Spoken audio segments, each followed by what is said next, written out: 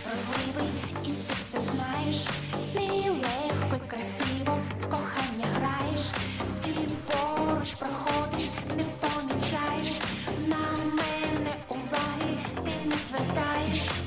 Але чекати я більш не буду. Тебе зустріну і будь-що буде.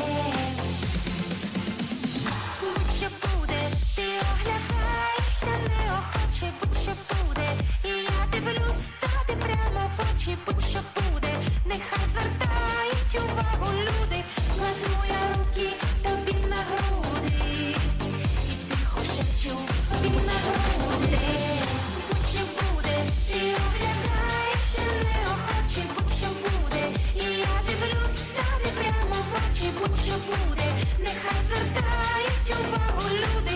Кладу я руки тобі на груди, і тихо шепчу, будь-що буде, будь-що буде, будь-що буде, нехай звертають увагу люди. Будь-що буде, буде, будь-що буде, буде. Ти хлопець вродливий, а я звичайна. Для тебе не диво, дівоча тайна. Все зважу востаннє і все не варто. Дівоче кохання для тебе. Bobro Dobro is now live. Streaming art. Let's sculpt. Templar number 9. Будь-що буде,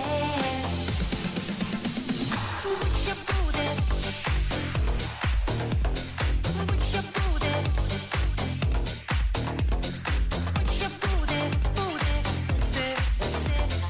будь-що буде, буде,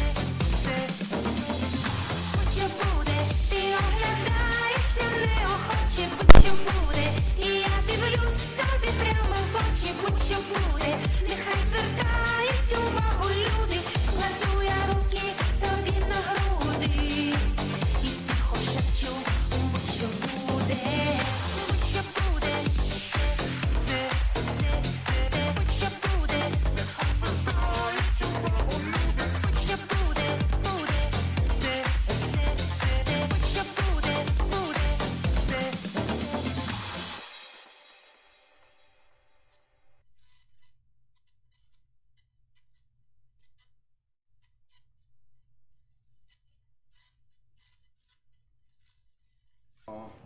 But no impact, unfortunately, on the actual knoll. Sorry. You stay where you are? Yeah. I will walk just inside the passage. I haven't, but we rolled at the same time. Yeah. Right. So, Bo, you can go with your action now? Yes. Okay, I'm going to just take my staff. I'm going to try and crack this guy on the back of his head where he is. Go for it. Jesus Christ. Oh, fucking mighty. 13? Does that hit?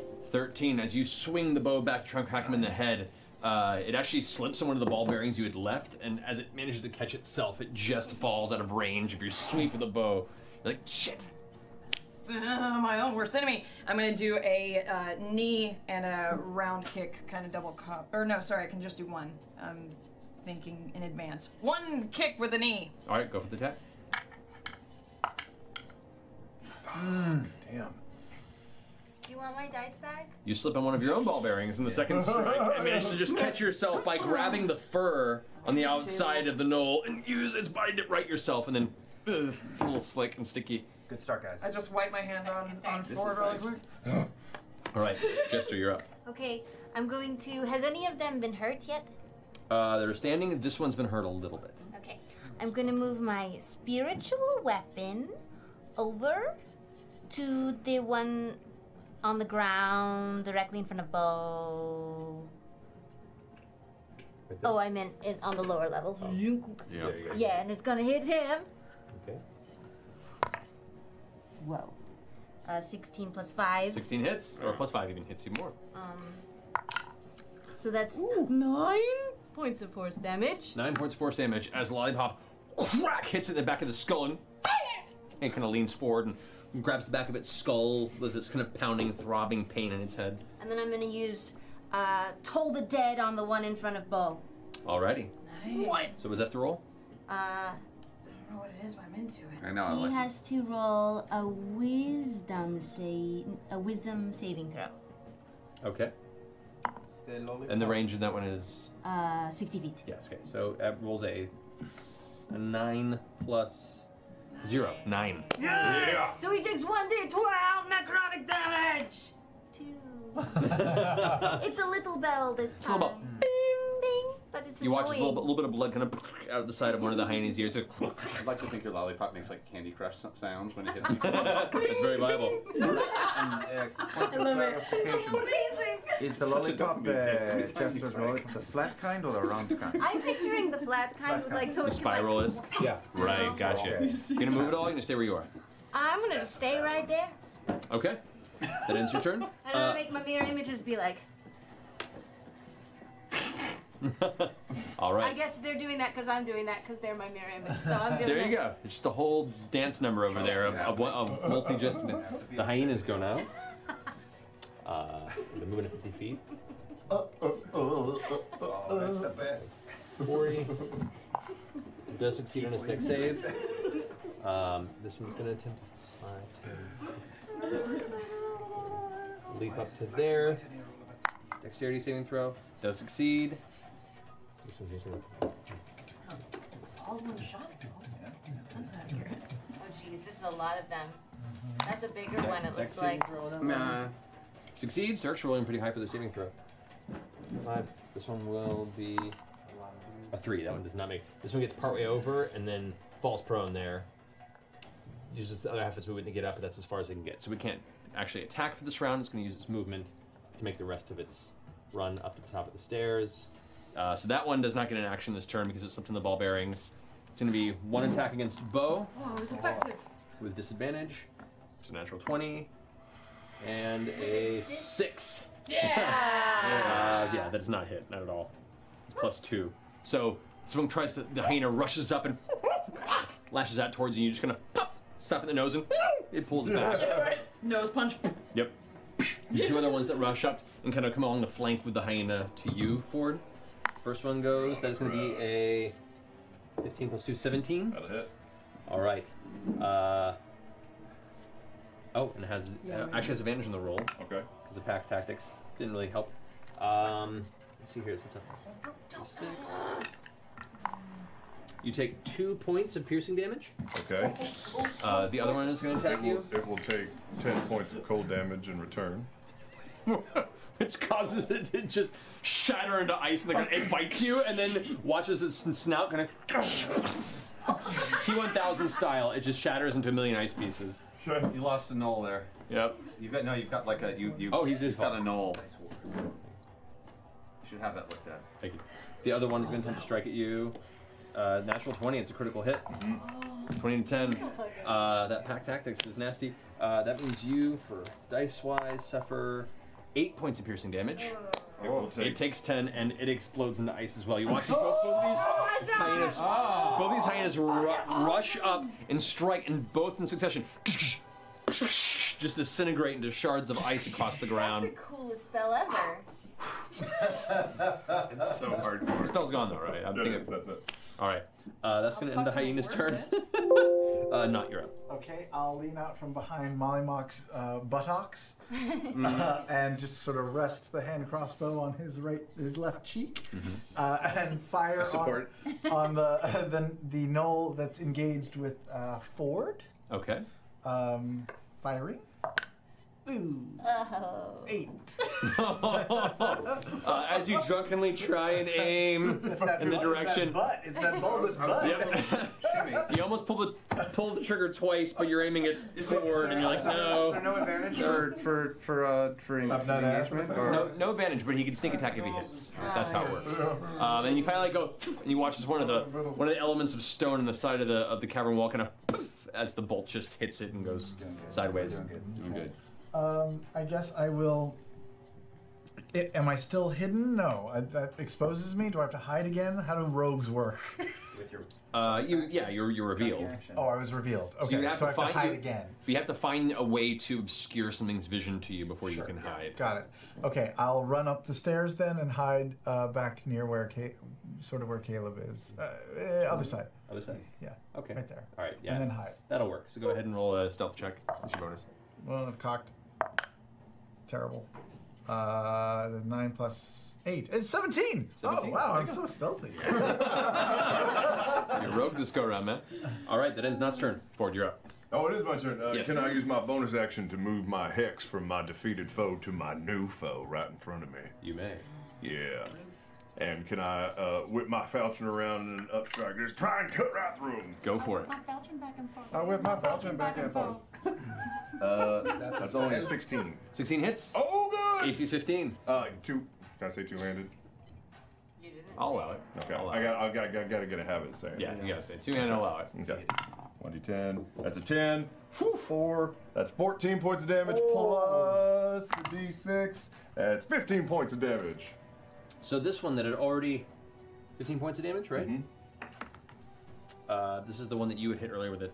So as you swing with your falchion, you're spinning it in your hand, you arc upward, and as you do, you watch as the gore and shadow of your hex, which now seems to grasp around its chest, almost reaches out to meet the blade in the middle, like the two bits of lightning hitting in the center of the sky. And as they impact, the blade carries through just the momentum, almost the strength coming from the blade, not from your actual body.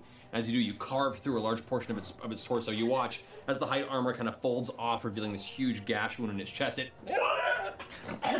still standing, but it's horribly wounded now. You fucked with the wrong one, son. That in your turn, Fred? That does. All right, to the top. Molly, you're up. I'm gonna run up to these two and join the fray up here. Alrighty. First, I'm gonna I like that. I'm gonna take a swing at the big guy. Go for it. That's 16 to hit, That hits. Good roll damage. Yes. and that's just using my normal one for this one. That's 8 points of damage. 8 points of damage. As soon as it rears from the attack forward, you watch as in a flash, the cloak billows of Molly Mock's arrival, and as the cloak falls, you just watch as the gnoll's head just rolls off of its shoulders, and you can see the blow that struck it. Bonus action with the glowing sword goes down into the hyena. Go for it. Well, hot damn. That's a 11 to hit. That's its armor class. Oh! Hyena doesn't have a whole lot of armor. All right, and that's 8 points of damage. 8 points of damage. With the one strike, you turn around and look at the hyena, with the offhand and just carve right through it. With a flourish. Wait, because that didn't have the other... No, this one was the glowing one. So. Oh, well, the glowing one's your main hand. Oh, it's my main hand. And then your offhand is the other one. Okay, I didn't know that. So what damage would it have been without the bonus? Oh, that would have been 4. 4 damage? Yeah. All right, so it's still there. You carve through, and it's wounded, but it's still like... I would have flipped them if I'd known. Couldn't you have attacked with your offhand I first? was gonna say I would have flipped them if I'd known. You so I could. was gonna hit the one that didn't have much left. With Right. Well, the idea is the bonus action attack happens as part of the attack action. So it's, Sure, I'll do it. I'll do it reverse next time. No worries. But yeah, just keep that in mind next time. It's all good. You still beat the shit out of it with your offhand. All right, so that ends. That's my turn. Molly's turn. Those two gnolls in the back. This guy's gonna go ahead and back up as he No.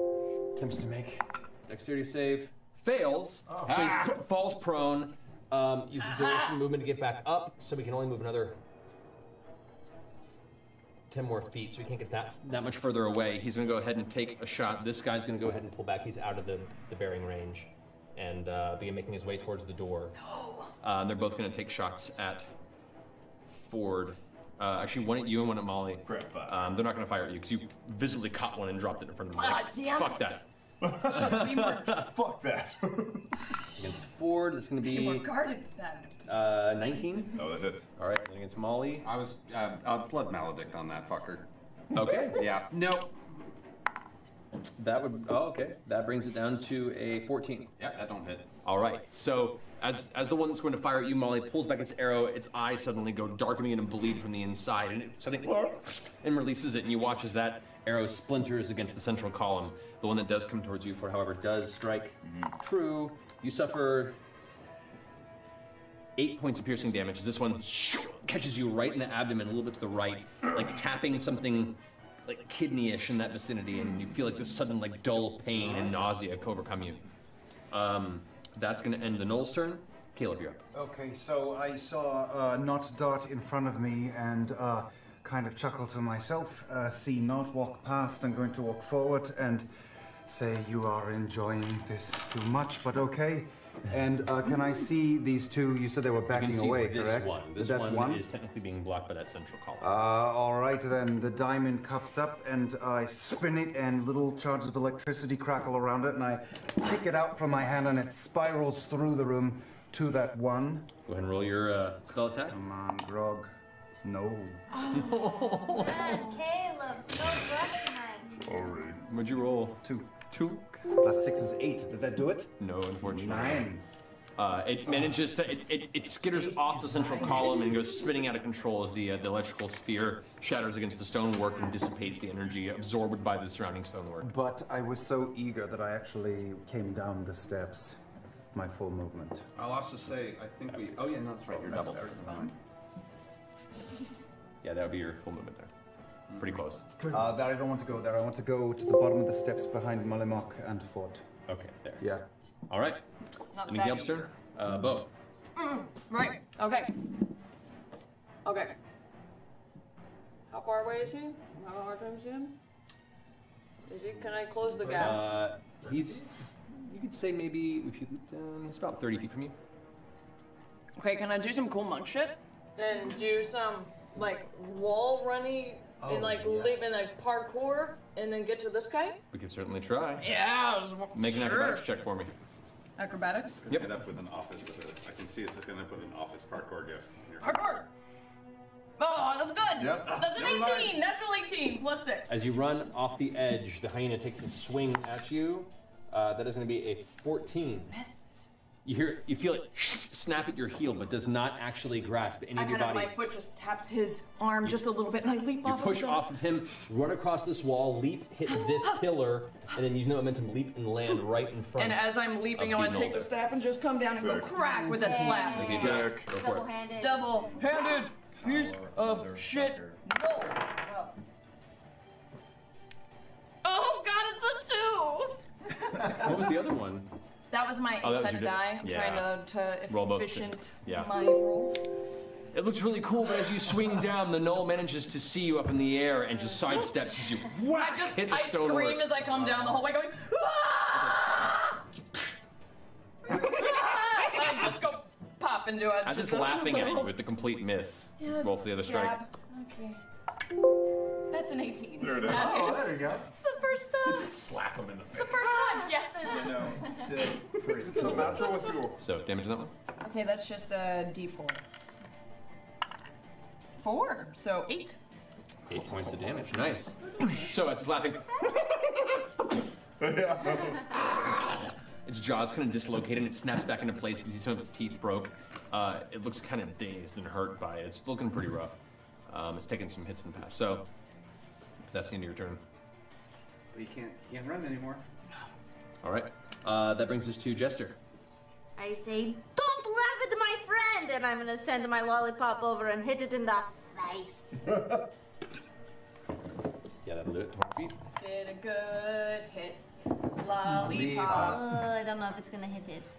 8 plus 5. 13. No, I'm afraid that will not hit. As Okay. the lollipop comes around the corner, it sees it coming and moves to get Bo to intercede between the lollipop and itself. And at that moment, you're like, oh, I can't quite. And you just end up withdrawing and not actually making the strike this round for fear of hitting Bo. Tall with dead! Alrighty. So that's a It's a wisdom saving save. throw. That's 6. No. Yay! Okay. Come on, big money. Big money. This is the one that I put on my nose. Okay, 7. 7 points of damage. Yeah. All right. You watch as you release the surge of energy. The sound begins to vibrate in its ears as it kind of, and it reaches up as both of its eardrums burst on the sides of its head, and it kind of falls to one knee, looking like it's completely ruined and dazed. And Bo, you have a moment to just coup de grace it. You just whack and just break its neck with one swoop of the bow. Yeah. So combined, you both finish off that gnoll. Sounds great. That's so cool. That spell is so cool. That's pretty cool. Oh shit. Alrighty. Fuck yeah, that was awesome. Tall to dead is the ball. Jester, you want to move? Holy fuck. I'm gonna just hang out where I Okay.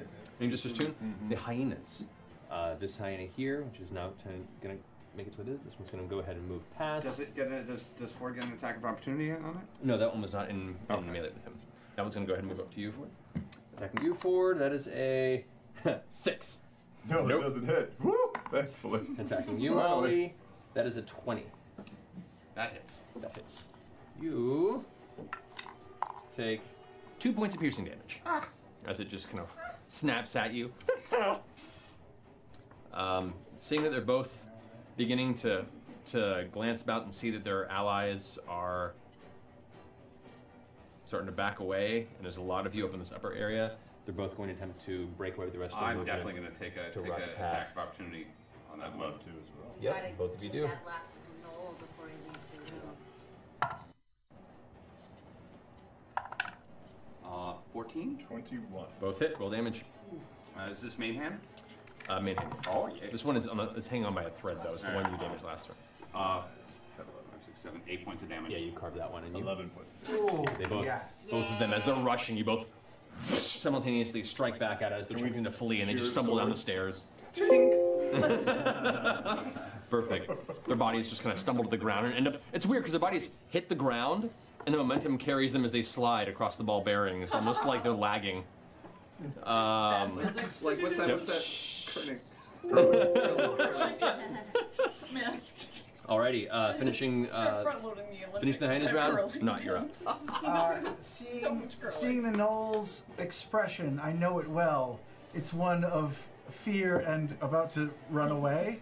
Make an insight check. Okay. At disadvantage. 19.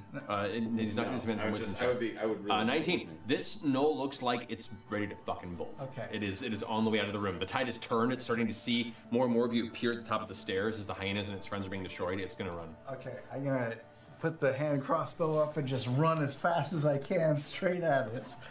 Using my bonus action to dash. 30, 5, 10, 15, 20, 25, 30. And I'm gonna say to it, hey you! If you spend all day in a well, well that's a day well spent. And I'll cast hideous laughter on it. I'm glad we still get shit. That is jokes. man. I was really worried I was going to lose the shitty joke. It immediately goes.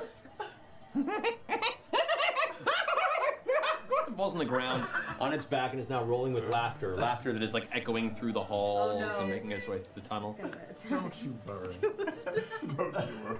Alrighty. Ford, kill him! You made him prone. It's harder to hit that way. Yeah, I would like to move up my 30 feet of speed. Alright. I turn behind me. I go, watch the ball bearings. Watch the mark. Make a dexterity saving throw. Okay. Shit. As you hear that, just as you reach the bottom of the stairs. 13. Okay, get to the bottom of the stairs, and you just barely begin to slip and catch yourself. It's a DC 12. Oh. However, you continue to run, so that's 25, 30. That's about as close as you get on your 30 movement. And I use my bonus action to move my hex to the laughing Yes, knoll you on may. the ground, and I'll cast Eldritch Blast. at it. Actually, make a concentration check. So you've taken some damage, and I forgot to maintain your hex's concentration. Oh, that's right. So, Constitution Saving throw? Make 2 for me if you don't mind. This first one is 19. Correct. That's The fine. second one is 18. Yeah, you're fine. Sweet. So the hex moves over. I'll remember that. Yeah, whenever you take damage and you have a spell that's concentration, you have to take this. Jeez, spell rolls. 6. 14. Eldritch Blast? Yes. Okay. Oh, sorry. +6. Yeah. Disadvantage, because it's still prone. It's even higher, so 14. 14 still misses, unfortunately. misses, okay. It hits and gleans off of its armor. However, it isn't quite strong enough to actually make a painful impact on its body. It slams into the nearby rock, causing spray dust and debris. Yeah, the attack has to hit for hex to work, right? Correct. Yes. All right, that ends your turn, Ford.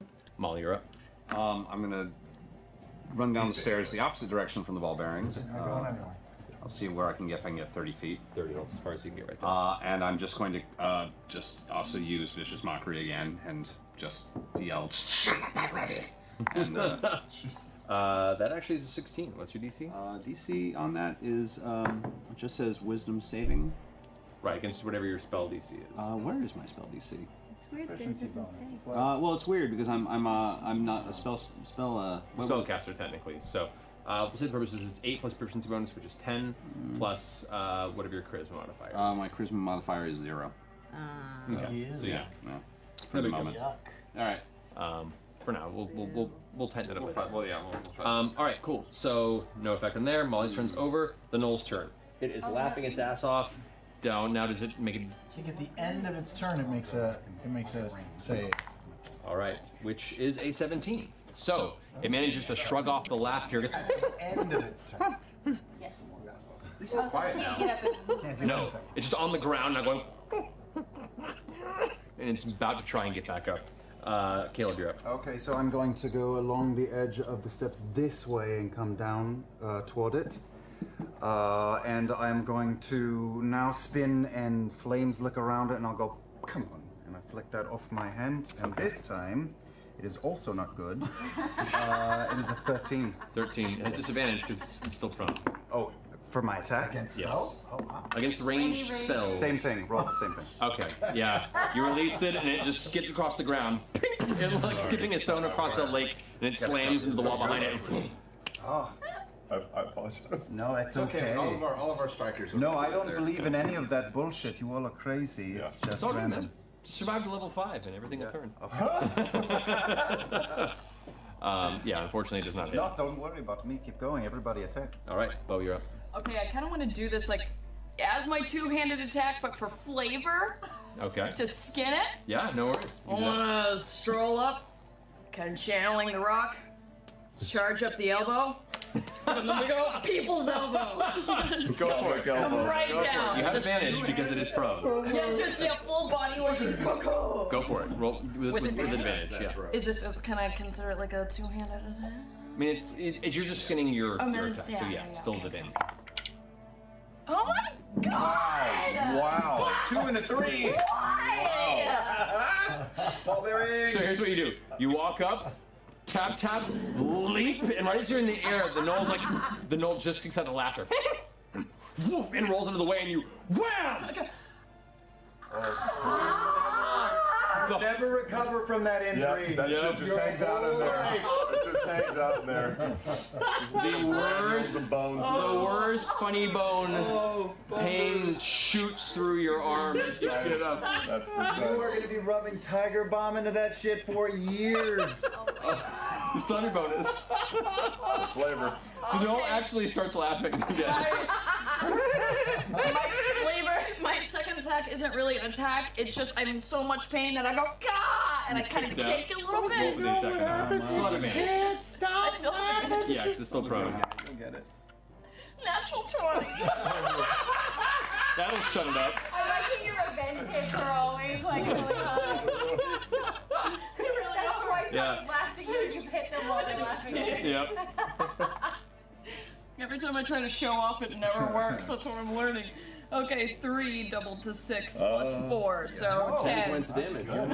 So as it's laughing, you kick it in the head, and you see it like stunned on the ground for a second. Its eyes kind of rolling in different directions. Nice heavy crack at the side of its I don't care too temple. much. I just kind of roll over and I go fetal for a minute.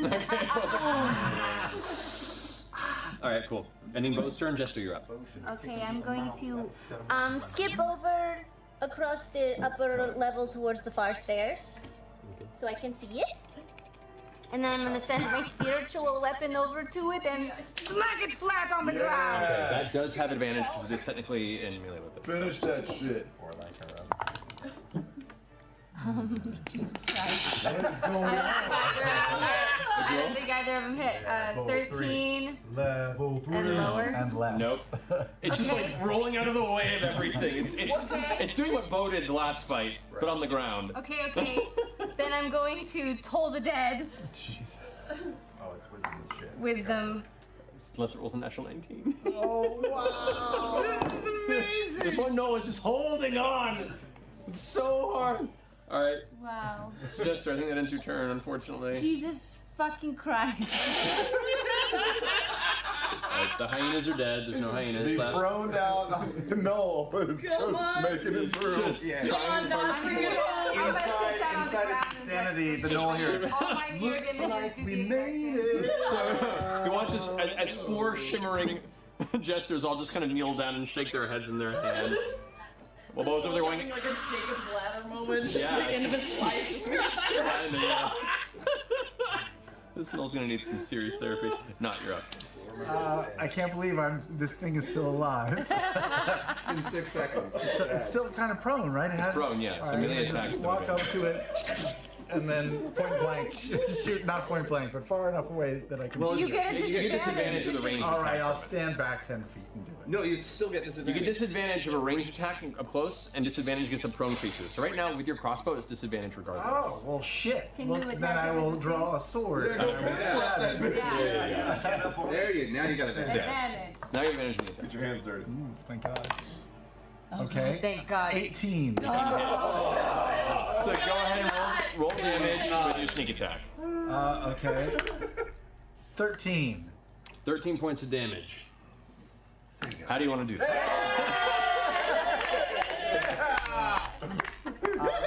I think since it's on the ground, I would like to pin it into the ground if I can by finding the thinnest thing on it and just sort of jamming my sword into the ground. As it's like cackling and moving around, I like to imagine it's all happening simultaneously. It's like Bo's in the ground holding her elbow, the weapon misses, and it's like rolling and cackling and starting to get up, and you're just like,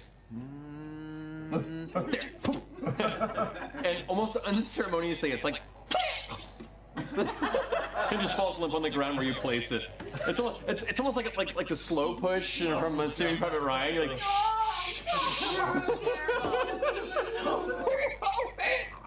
Oh. and it expires there. I go around and I collect the knoll ears. And And I put them in the jar. I'm As the giving room falls still, I say, well, slow clap. he had a good run. A toast to that guy right there on the ground. Yes. Cheers. Yes. He was like Beyonce. He was one hot nose. No.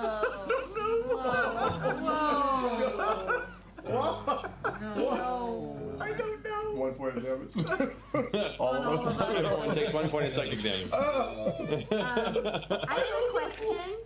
How similar do hyena ears look to knoll ears?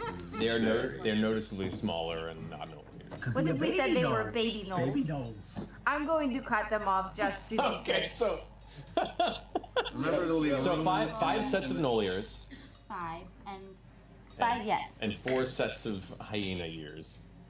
Yes. Mark I'm going those to go not over to the chest, over on that side there. Do you see anything wrong with this? Is there anything hinky about that? Traps? Oh, I check for 5 traps. sets of millers, so that's Checking for traps. All right.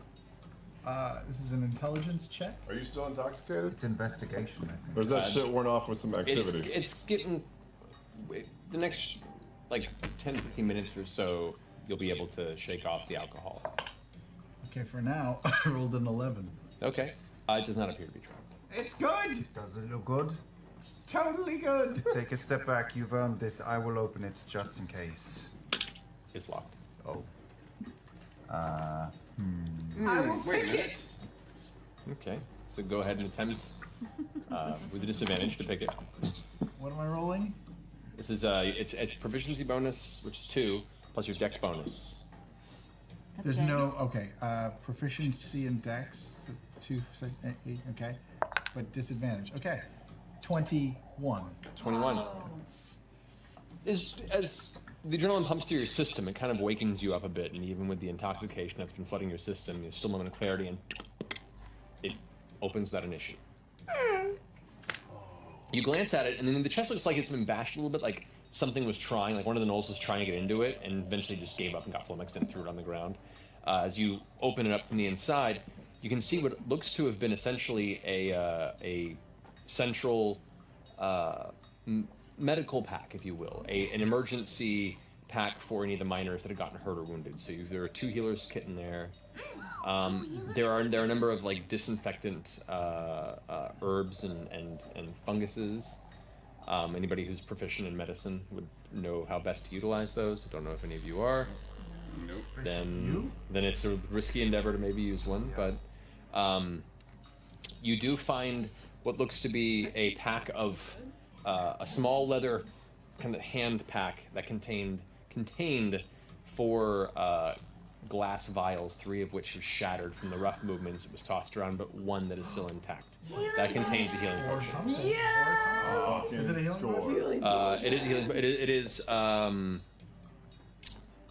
It is a greater healing potion, not a standard healing potion. I hand it to Caleb. Guys.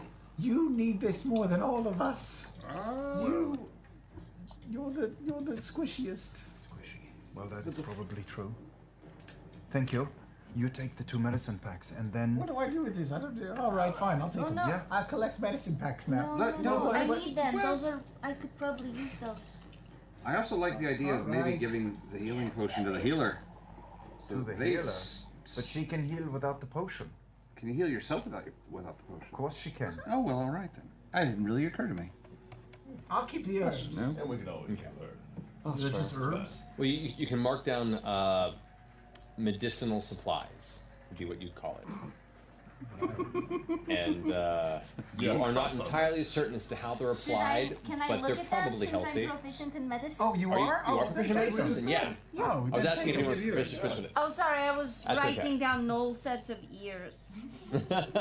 Fair enough. So yeah, no, the medicinal supplies that you've acquired can be utilized to remove poisons if quickly applied to where the poison was put or wounded. That too. So it's two uses. So if an action is taken to apply it to a wound that, whether a bite or a wound that was poisoned, it can help remove the poison. Oh shit. And it's an action, you said? An action to apply it, yeah. There was a lot of gnoll chatter in here and a lot of exploding orbs and stuff, so I'm going to guess that we have alerted whatever is beyond that we're here. How do we wish to proceed? I mean, they make a lot of noise. They may not have noticed. Can I, since I'm kind of in that general vicinity, we'll go 20 or so feet into this hole and just kind of listen and see if I hear anything? They don't send orbs of fire through the air, though. So as you step forward a little bit, make a perception check. What was the question? I'm sorry. There was no question. 13. 13. You hear echoing, muffled in the distance, some yipping, some conversation in whatever this Gnollish language is. You hear a deep, resonant kind of, in a distant, an impact or a sound. Yeah. That's all. Sounded like quite a ways away. Like this echo had been traveling a ways down this tunnel. I bend down. You hear a few other kind of cackling chuckles that echo shortly thereafter. I just that's turn it. around and kind of come back to the rest of the group and just say, there's something bigger. Jester, could you give me a heal a little bit? I took a little bit of beating. Oh, sure. Yeah, I'll cast Cure Wounds on him. I kind of think there's something bigger at play here. Whatever is driving these gnolls, I think is deeper in. Can I look around and see if I can find anything, like any papers, anything from that humanoid that might be intelligible? Kind of in... Make an investigation check, please.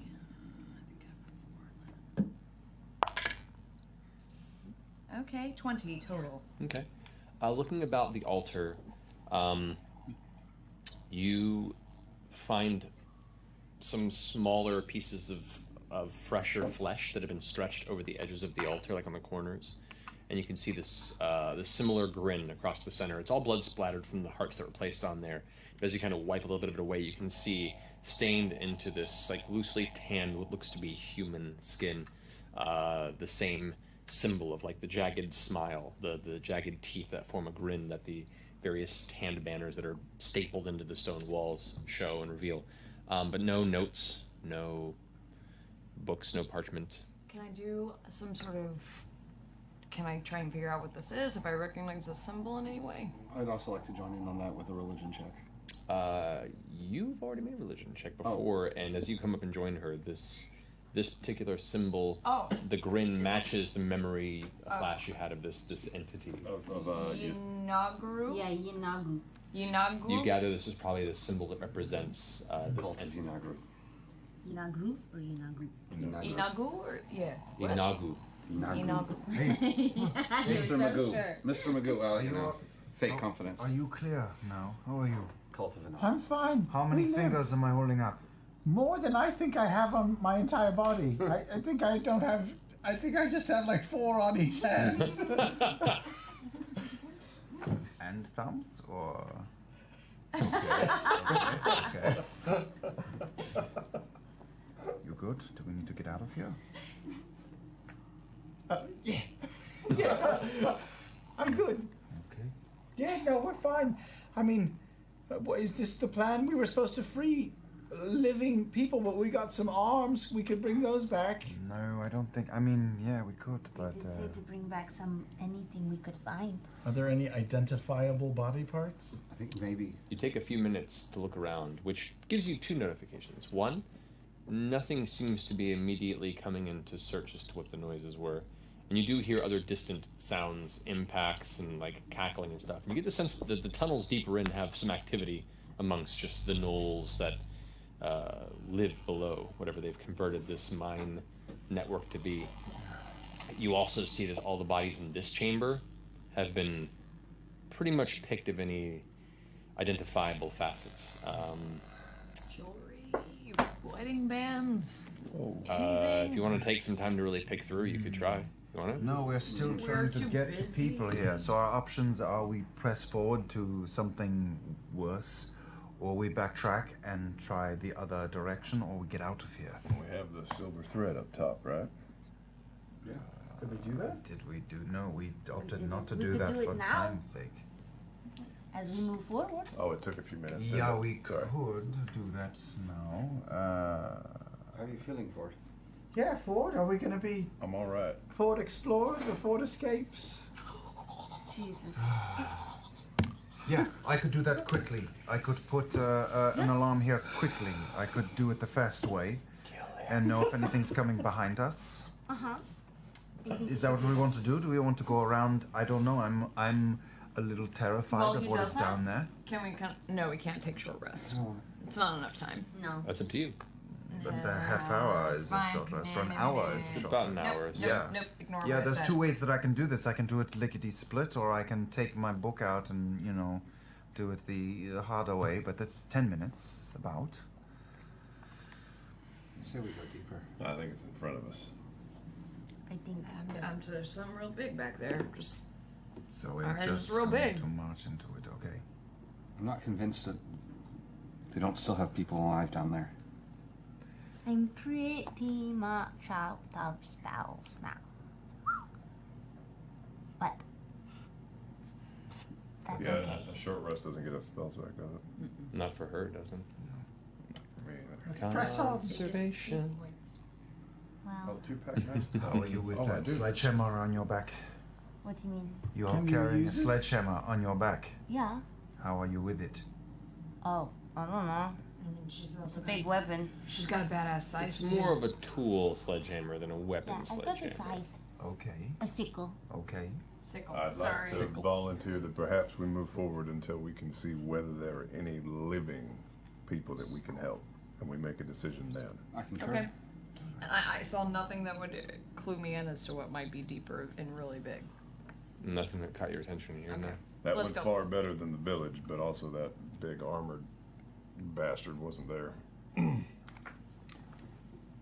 make a pile of these bodies too. Just in case maybe they think that they took each other apart.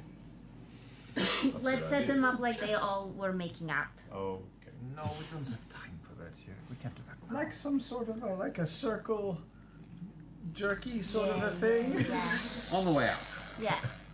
Loosely prop them up like that. Yes. Right. Okay. When we're victorious, we can do disgusting things as we leave. Not, I think you should take point again. All right. Did you do the Do we want to adapt? I thought it was for going back the other way. Yeah. We want to know if something comes behind us. Mm. I think that the reasons for doing that are slighter, and I don't want to blow my wad magically. Okay. If we were going the other way, I might. I would agree. All All right. right, let's go then. Let's go. Let's Would not. really smart and do this. Am I drunk or am I not drunk? If you were to take like 10 more minutes, you'd stop being drunk. God, we talked for 7 minutes here. All right. All right. Wait for a few more, 3 more minutes, and then go. Yeah. Okay, so you want to wait until Notch shakes off the booze. the influence, the booze. Eventually, you kind of While regain we wait for those 3 minutes, I turn to Molly and I say, do you remember anything in your recollections of this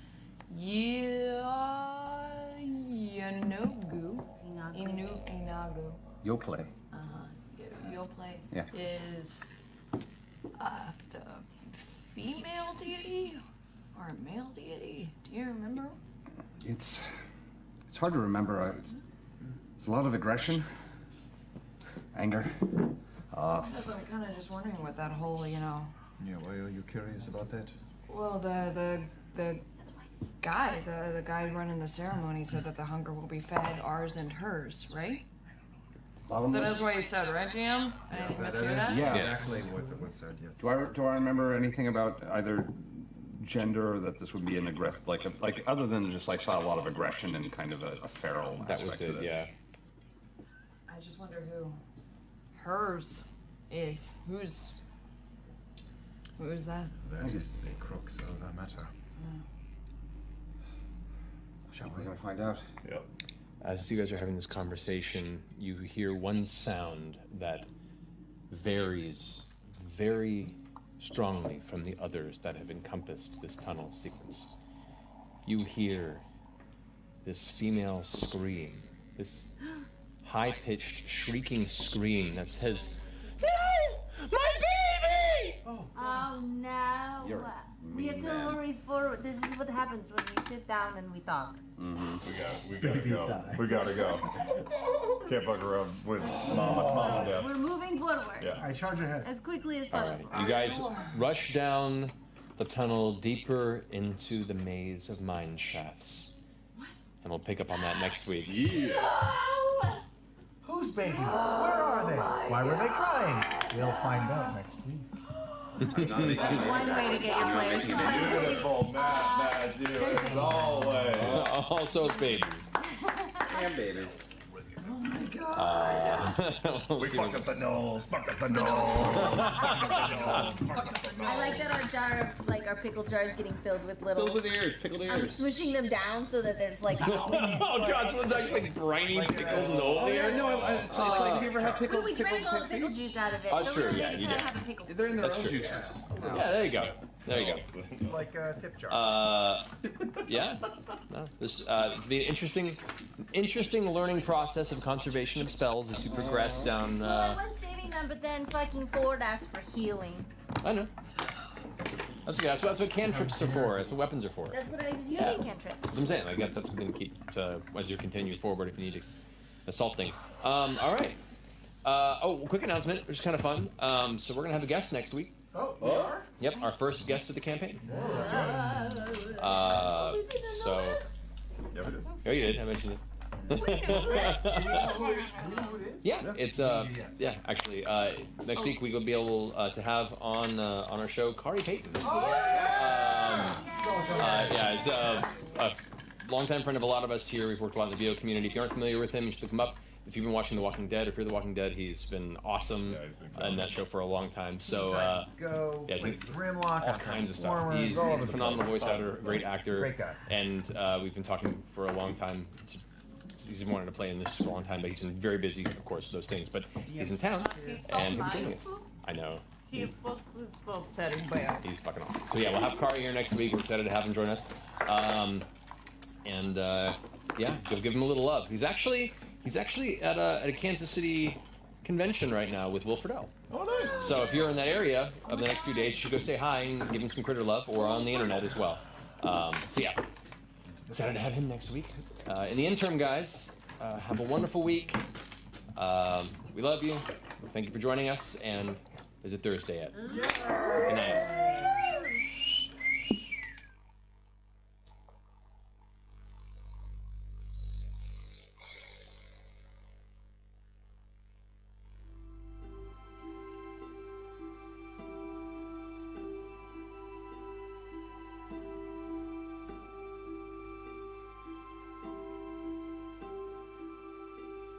Hello, everyone, and welcome to tonight's episode of Critical Role, where us nerdy-ass voice actors sit around and play Dungeons & Dragons. Slight delay there due to tech issues, but we're back online, and all is well. Tech issues are a problem. It's a thing, I know. But yeah, so we're going to jump in here shortly. We have a guest who will be joining us partway into the story. But before we get to that, let's go ahead and get to our announcements and get them out of the way, because we're a little behind, so we'll try and rush through. First and foremost, tonight our sponsor, and has been our sponsor for this beginning and onward to the campaign, our friends at D&D Beyond. They've been awesome. Sam, you seem ready to You guys know what D&D Beyond is. It's awesome. You should go check out the site, dndbeyond.com. They also now have open alpha access for an upcoming mobile app. The D&D Beyond team is looking for additional stress testers, and you can sign up using the following links. Insert links below me. Okay. In case they I aren't. have to read it? Okay. In case they aren't. bit.ly/DNDIOS and bit.ly/DND Android. And bit.ly isn't bit.ly. Yeah, they know what bit.ly is. I'm just making sure. Sure. And since D&D is such a dorky 80s thing to do, I've composed a dorky 80s jingle for D&D Beyond. Oh, no. You've got the perfect warlock, the weapons and supplies, but you need a place to track your stuff, cause you're so disorganized. You click open the webpage, you heard about our Critical Role. Now you're ready to kick some butt in that mine shaft full of no's. It's D&D! D&D Beyond, yeah, D&D! D&D Beyond. You got your stats, you got your swords, and you got your invisible wand. It's D&D, D&D, do-do-do-do-do-do, D&D Beyond. Oh my god, if they don't make that, they're fools! That's magic. How did you do that? We're gonna make that, right? We're gonna make that now. There are moments like this that it makes me a little sad that you're no longer a bard. But at least we keep the Scanlan alive and shit like this, so. Tell me you were singing that in your car on the way home from work. Action figures busting through walls, being held by hands. Thank you. That was awesome. Thank you, Sam. You had to imagine the synths. Oh, yeah. Oh, we were there. We were there. Okay. And thank you, D&D Beyond, for allowing that to happen, as well as being a helpful tool. Les Mis was a stepping stone for that moment. Awesome. All right, cool. Next up, a reminder, you guys who have Amazon Prime, with Twitch Prime, you can actually subscribe to a Twitch channel for free, one a month, with your Amazon Prime account. So if you have it, connect it to your Twitch account, and you can subscribe to Geek and Sundry or any other Twitch channel that you're a fan of for free. So I recommend, if you don't know about it, you should do it. How's the Prime? What is going on? I'm so scared. We're trying to mimic that, but we're obviously not obvious. It's a really, really good idea to taunt the DM before you start playing. I think it works out really well for everyone involved. Like the internet, we like to obsess about your every little movement. Of course, that's okay. I have a sense of self. All right, so Talk to Machina, of course, we'll be discussing tonight's episode next Tuesday with our host, Brian W. Foster. Brian, it's been a long day. W. Foster. It's very formal. Isn't it though, when he dresses up nice? Tuesday at 7 p.m. Pacific here at Twitch and Project Alpha to discuss what happens tonight, so check that out. Lori, so there's a merch update. Yes. Yes. Hey, I don't know if you guys have gone to the store lately, but there's stuff in there. But the reason that I was talking today is because I was informed that there's actually some more CR dice, not the Vox Machina dice, those aren't back in stock yet, but the CR dice are in stock if you've been wanting some of those. I have. There's also, stickers and keychains and t-shirts, lots of t-shirts. You should check them out, and notebooks and awesome pencils. Still got that art book. Wow. That art book and an apron for the Slayer's cake. Just one? Just one Hey, apron. singular apron. Get it now before it's gone. Awesome. Thank you, Laura. Supplies are limited. The podcast for last week's episode is available for download, where all fine podcasts are available on the internet. So if you have friends who are listening to the audio version, they can be caught up now. Yep. After this episode, probably. They'll start it now. You get it. We announced at Emerald City Comic Con, we have a limited release, only 1,000 copies of the physical copies of issue 1 of Vox Machina Origins comic. Which. Oh, I haven't seen it yet! It's all, open it up. It's all about the back. It's all about the back. Don't open it. Your hands will touch it, and it will no longer be mint. Now it's worth more. Keep going. Anyway, so there'll be 1,000 copies there. The limit is only 5 copies per person per day. Oh my goodness. Right on the back of a comic book? And that's, look, and it's the Slayer's cake apron that I was just... Thank you, Laura, for pointing that out. So Dark Horse is releasing that for this special event. Please check it out and see if you're going to be there. Grab a copy if you want. It is March 1st to the 4th, and our good cast members here, Laura and Travis, will be there. Yes, we will. So you can have them sign up. You're going to be there too. Kari will be there as well. Oh, shit. Kari's going to be there. Well, there you go. You can go tell them how much you like this character tonight. Speaking of the comic book, issue 5 will be released on digital platforms of that very comic March 7th. So those who want to keep up and get to the next chapter of the 6-issue arc, issue 5 comes out March 7th. So keep an eye out for that. We'll have announcements as that comes. You can look for a sneak peek at the artwork on geekandcentury.com. Once again, our campaign begins pushing our fantastic friends at 826LA. They're an amazing charity group that helps take underprivileged kids or children and young teens who don't have the opportunity to get in depth and learn about creative writing and give them a safe space for it. They do wonderful work. Check it out if you have the opportunity. See if you can give either financially or with your time, and you can go ahead and volunteer to be part of the program. It's really great.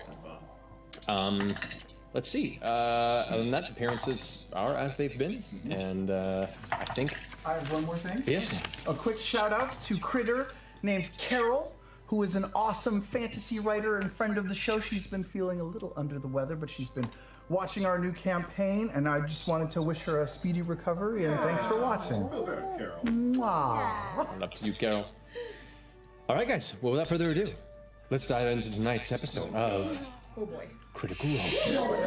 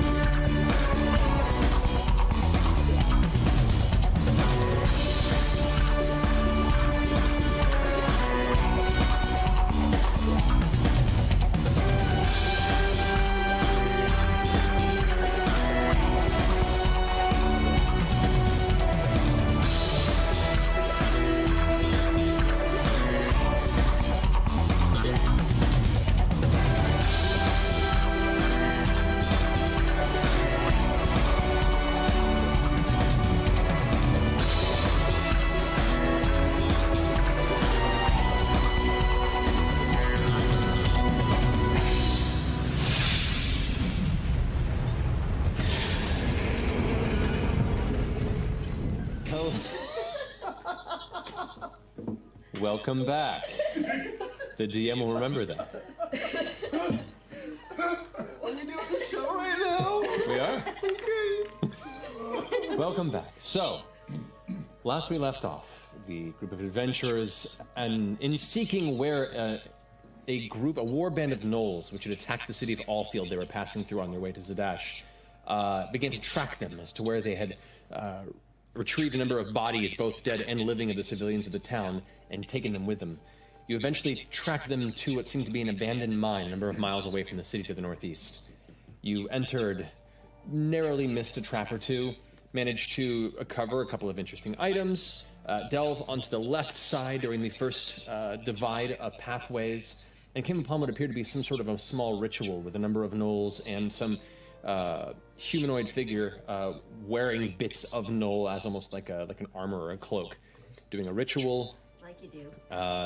After he had left, along with the previously armored gnoll that you had battled during the incursion at Allfield, you tore into a number of hyena and the gnolls that remained within the chamber, and upon defeating them, took a moment to take a breath, kind of get your bearings before hearing a muffled boom in the distance, what seemed to be some sort of a low vocalization, some cackling, and then eventually the scream of a woman saying, "No, my baby!"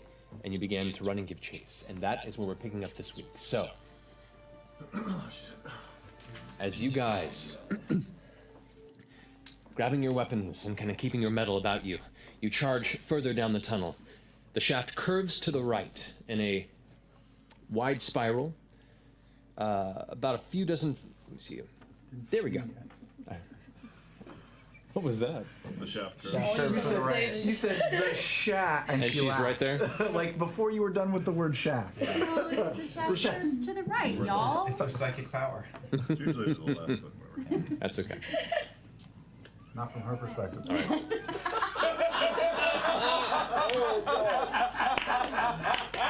Boom. Amazing. Boom. Too fast. Too fast. Like a fencer. That was amazing. Anywho. I walked into that one. Well. Anyway. Yeah. Life or death. Here we go. The tunnel continues in a wide spiral before eventually snaking a bit. You're an asshole. Before sharply turning to the right. The tunnel straightens out before emerging into a chamber of... God damn it, guys. This is serious. Yes. Lives are at stake here. Okay. What are you going to say? You got it. We're with you. Life or death. The path. Super serious. Yes. Okay, the tunnel straightens out before emerging into a chamber of mixed natural rock walls and simple stonework. Two other tunnels mark this chamber as a Y intersection, or like a second common room, similar to the one that you originally encountered when you entered the mine. Tables and stools are strewn about the area, with a pair of hyena currently picking at a junk for scraps. You can see bits of meat that are being dragged across the ground by them about 20 feet off to the left. Two thick natural pillars of rock currently stand as load-bearing portions of the chamber, breaking the open space, while a crumbled section of the floor drops into a pit below.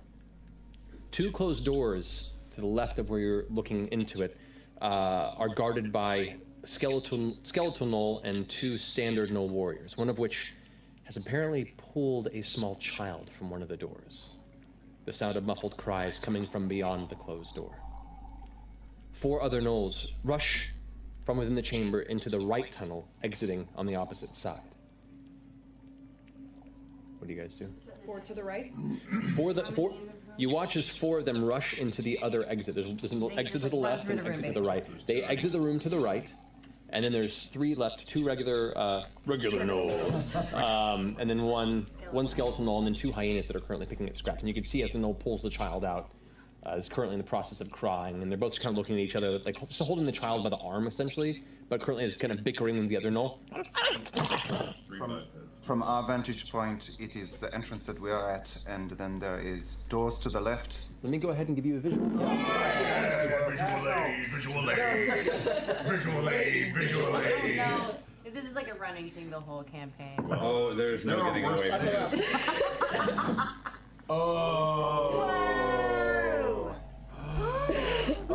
Opening, it's so cool. So you guys are entering from this Wait, side. that's a little door? That's the door you were talking about? Yep. So, Holy moly. as you hear them, you guys There's are too many options. essentially over here. You can What are we place gonna yourself as you feel necessary, off to this side. No. In whichever marching order you prefer. Oh no. I will be at the rear. I figured as much. How old is the child that got pulled out of the room? At first glance, it is hard to see, especially for those of you that are keeping your light low, because there is no light source in this chamber. So those with dark vision would be making out most of the details here. I'll be up front. I can do that. All right, so that would put Ford up at the front I'll be area. behind Ford. Okay. I can't see shit. All right, so given this, you guys are deciding what to do. There's, in a brief moment of quiet, a loud a boom that shakes the interior of the chamber. You watch as both the hyenas kind of look up scared, the two gnolls immediately look about, dust and rocks begin to settle and fall from the ceiling as it shakes, and then kind of comes to rest.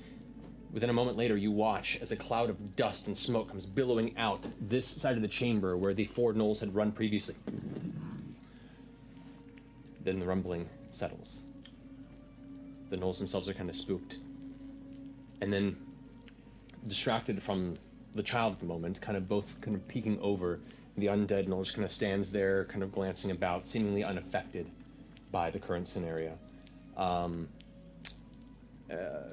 Passive perception, the highest on this would be Beauregard, Caleb, Molly, and Jester, I believe. The four of you, actually, Caleb and Beauregard would not, because they don't see anything. Yeah. Yeah, we see. You guys hear sounds, and you're kind of, waiting for any sort of inclination of light to kick in. You guys see the faint appearance of what appears to be some sort of a flying creature, very small, emerge from the tunnel that had recently kind of expelled all this dust and smoke. Like Frumpkin size or smaller? Like Frumpkin size, kind of hovers in the air in a few places, and then locks itself over here onto this far wall on a higher perch.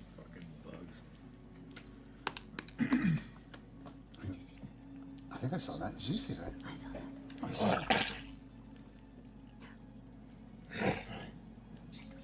Another moment passes, and the gnolls seem to kind of relax. You watch as the immediate dread of the recent explosion sound, the shocking and rocking of the room seems to have passed over them, and they both go back to paying attention to their recent vicinity, which includes the small child, which is still quietly sobbing in what seems to be the painful grasp of this large, curled gnoll hand. On the count of three? Wait, are we just gonna attack? Yeah. Maybe. Wait, we should distract this real quick. Oh, Jesus. Sacred Flame, I mean. Sacred Flame? All right, so the ones who are making the initial strike on this. Distract them or something first? No? I You will also do that as well, following suit with everybody. Wait, are things happening? Yes. See, don't hit the kid. Do you have your lights? Yeah, Caleb, you don't see anything. Oh yeah, okay. So the ones who can see in the dark right now, it should be the four of you. You guys get a round of attack on this. Nice. So, where you're currently positioned, I would like you all to roll initiative before we get to your round, just so we have it. Come on, first roll in that. Be fucking amazing. Yay! Not so much? I've had better. Yeah. Alrighty, so, I'm not drunk anymore, right? No. no. Yes, that's more. Great. What about not? Is it still nothing? Okay, 25 to 20? 20. 24.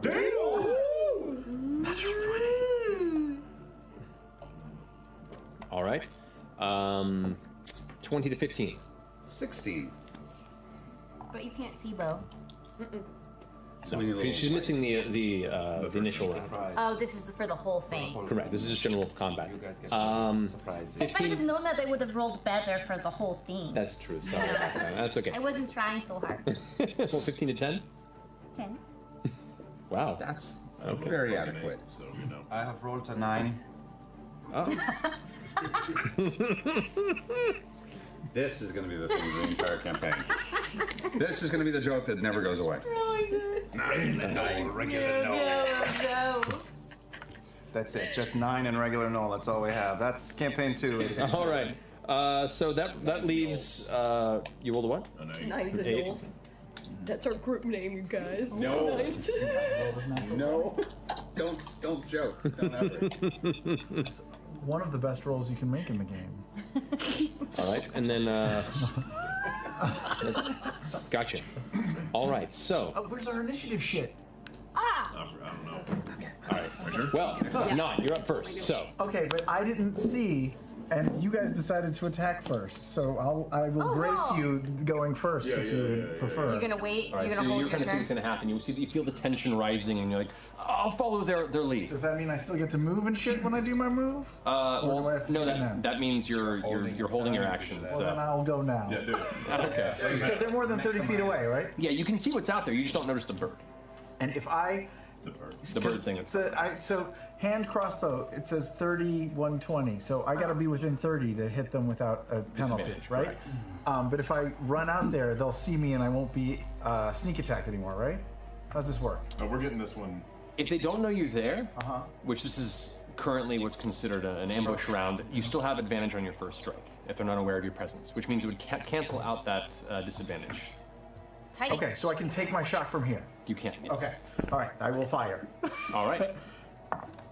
Ooh, 17 plus a lot. 6. 17 plus 6 to hit. That hits. Okay. I'm gonna do... You do not get sneak attack on this because you do not have advantage on the strike.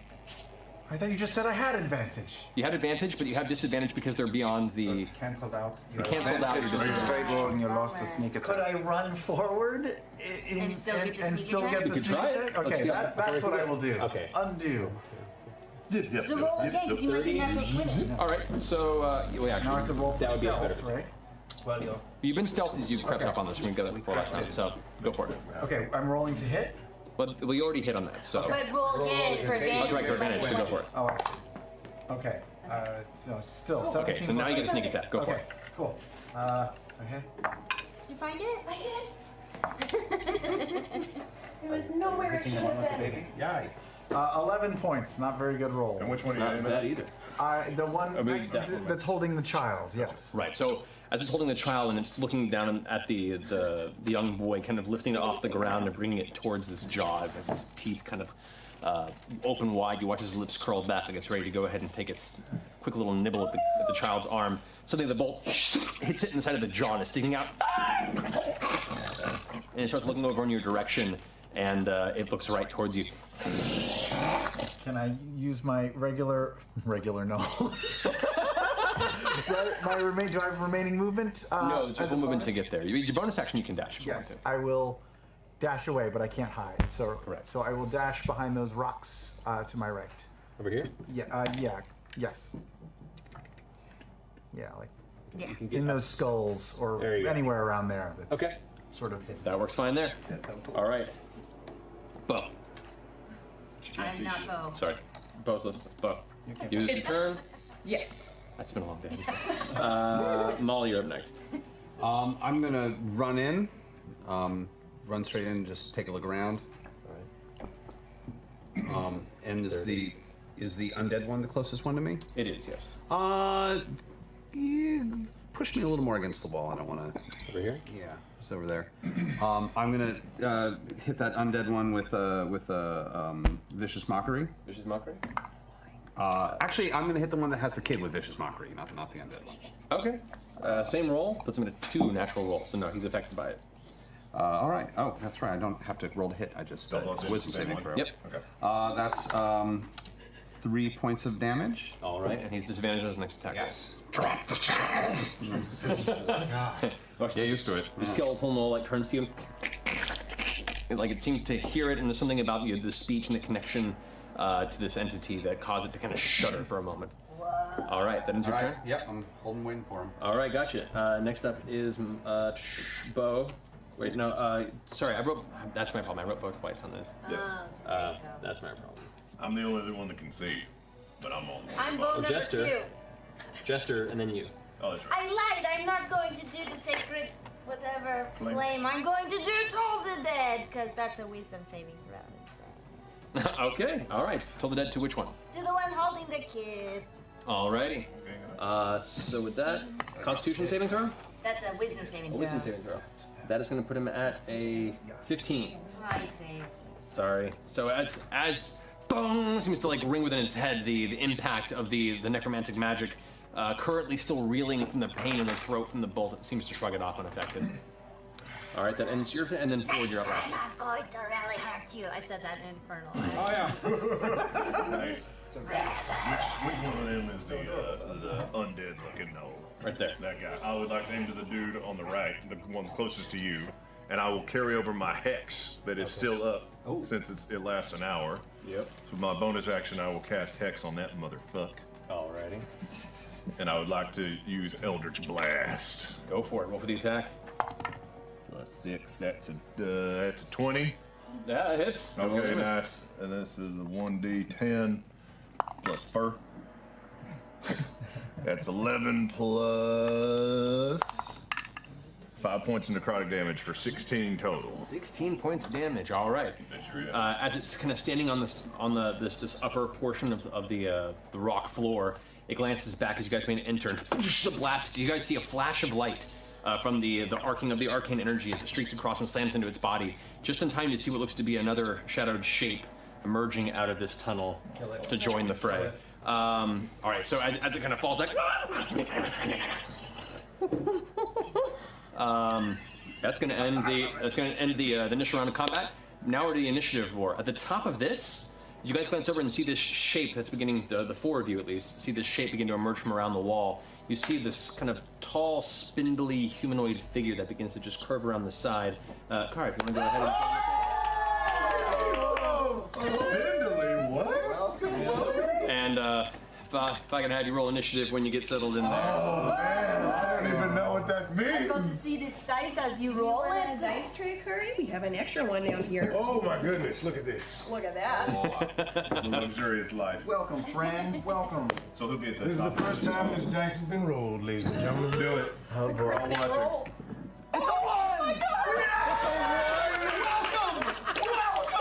One of us! The gods have welcomed Ladies, thanks for having me, guys. All right, hey, I'll just be taking this. Storytelling! All right. Okay, dice. Yes. All right, here we go. That's a beautiful thing. All right. So you, having succeeded at some of your other business, begin to creep further into these tunnels and suddenly see a cluster of unidentified individuals rushing in here and attacking these gnolls in front of you. And the surprise of it apparently puts you off for the moment. Just a little. But we'll come to you in just a moment. So good to know. At the top of the combat round, Not, you're up first. Oh, that was it? We cycled through a whole round of combat? For the surprise round, the humans can't see anything, unfortunately. So you guys, everything you'll be doing will be a disadvantage after this point. So. I will take another. Well, I'll have to move. I'll lean around to get around that stalactite and fire another. No, just like so I can get an eye line on the one I already shot once. Back over here? Yeah, just anywhere. I'm gonna move right back in a second. Okay. So I'll lean around, reload, and and fire again. Go for it. Do I get sneak attack? No, right? Because you're not hitting. Shit balls. Okay, 20 to hit. 20 hits. Go roll damage. 8. 8 points of damage. That'll do it, actually. So, as it's kind of holding the child and lifting it up in the arm, by the arm in the air, it looks like it's ready to run away and just grab it within. As it turns to flee, you catch it at the base of the skull and it just falls to the ground. The child falls prone onto the floor next to the now lifeless gnoll body. That's your. What does the child look like? Is he or she? Is it he? It's a boy. It looks to be a young boy, probably around between like 6 and 8 years old.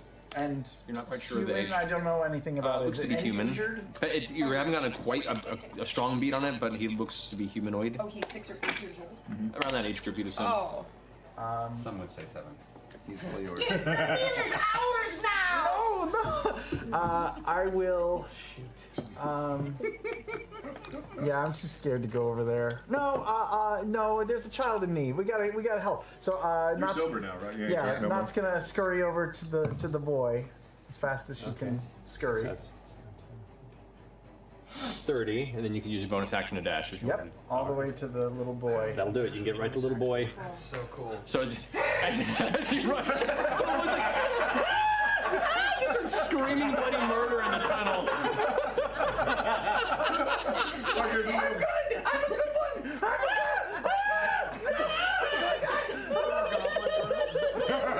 She starts crying even louder, somehow scared of you more than the knoll.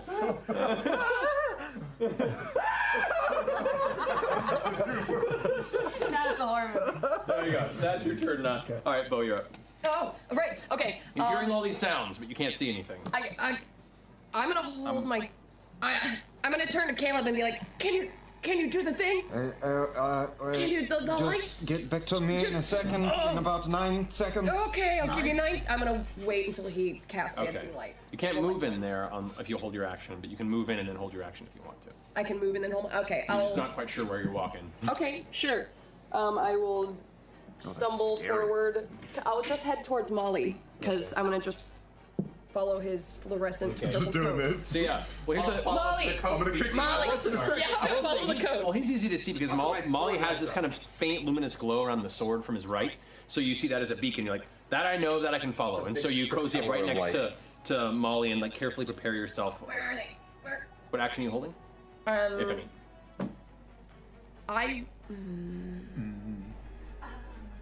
Because I moved and I'm not near anything. Correct. So I'll take the dodge action. Okay. Dodge action, so you're just being careful. All right, ending Bo's turn. Molly, you're up again. I'm gonna rush the undead one. Okay. To spinning swords at bloody high speed and take 2 shots. Go for it. With the So exciting. do you want to be on the higher ground here or next to Can I do the higher ground? Yeah, you can. I'll do the higher ground. That's exciting. Go for it. Now taking the stage, it's Molly Mark. That sucks. I'm taking your. I was trying to help. No. And you're offhand? That's a 15. 15 does it? Okay. Who knows what's on that card? Okay. That's okay. That's at least 8 points of damage. That's great. 8 points, nice. That's okay. It's That's okay. Good. That's good. And I'm now engaged in combat with him, so that's fine. So I am a whirling dervish that hits nothing at this point. Correct? As per You're usual. just a I'm a hippie with poi right now. Might as well be a pair of poi. Just, whoa. Good to know. And then Molly's turn, Jester, you're up. Oh, okay. I'm going to move forward into the room. All right. To about there's There? good, Okay. sure. And I'm going to try it again. Did the guy up there get hurt at all? He's been damaged, yes. Yes. Okay, then I'm going to cast Soledad at him. All right. That is a 14. Fucking egg, piece of shit. What's the save? What's the... 13, because it's lame. Sorry. As you try and release the energy once more, it can't quite get a beat on the knoll's head. It's moving around and dodging, and you can't focus I'm on gonna it. start unsnapping my sickle to get it out to like hit things. Okay. As you're fussing, you decide that's the end of your turn. All right, Caleb, you're up.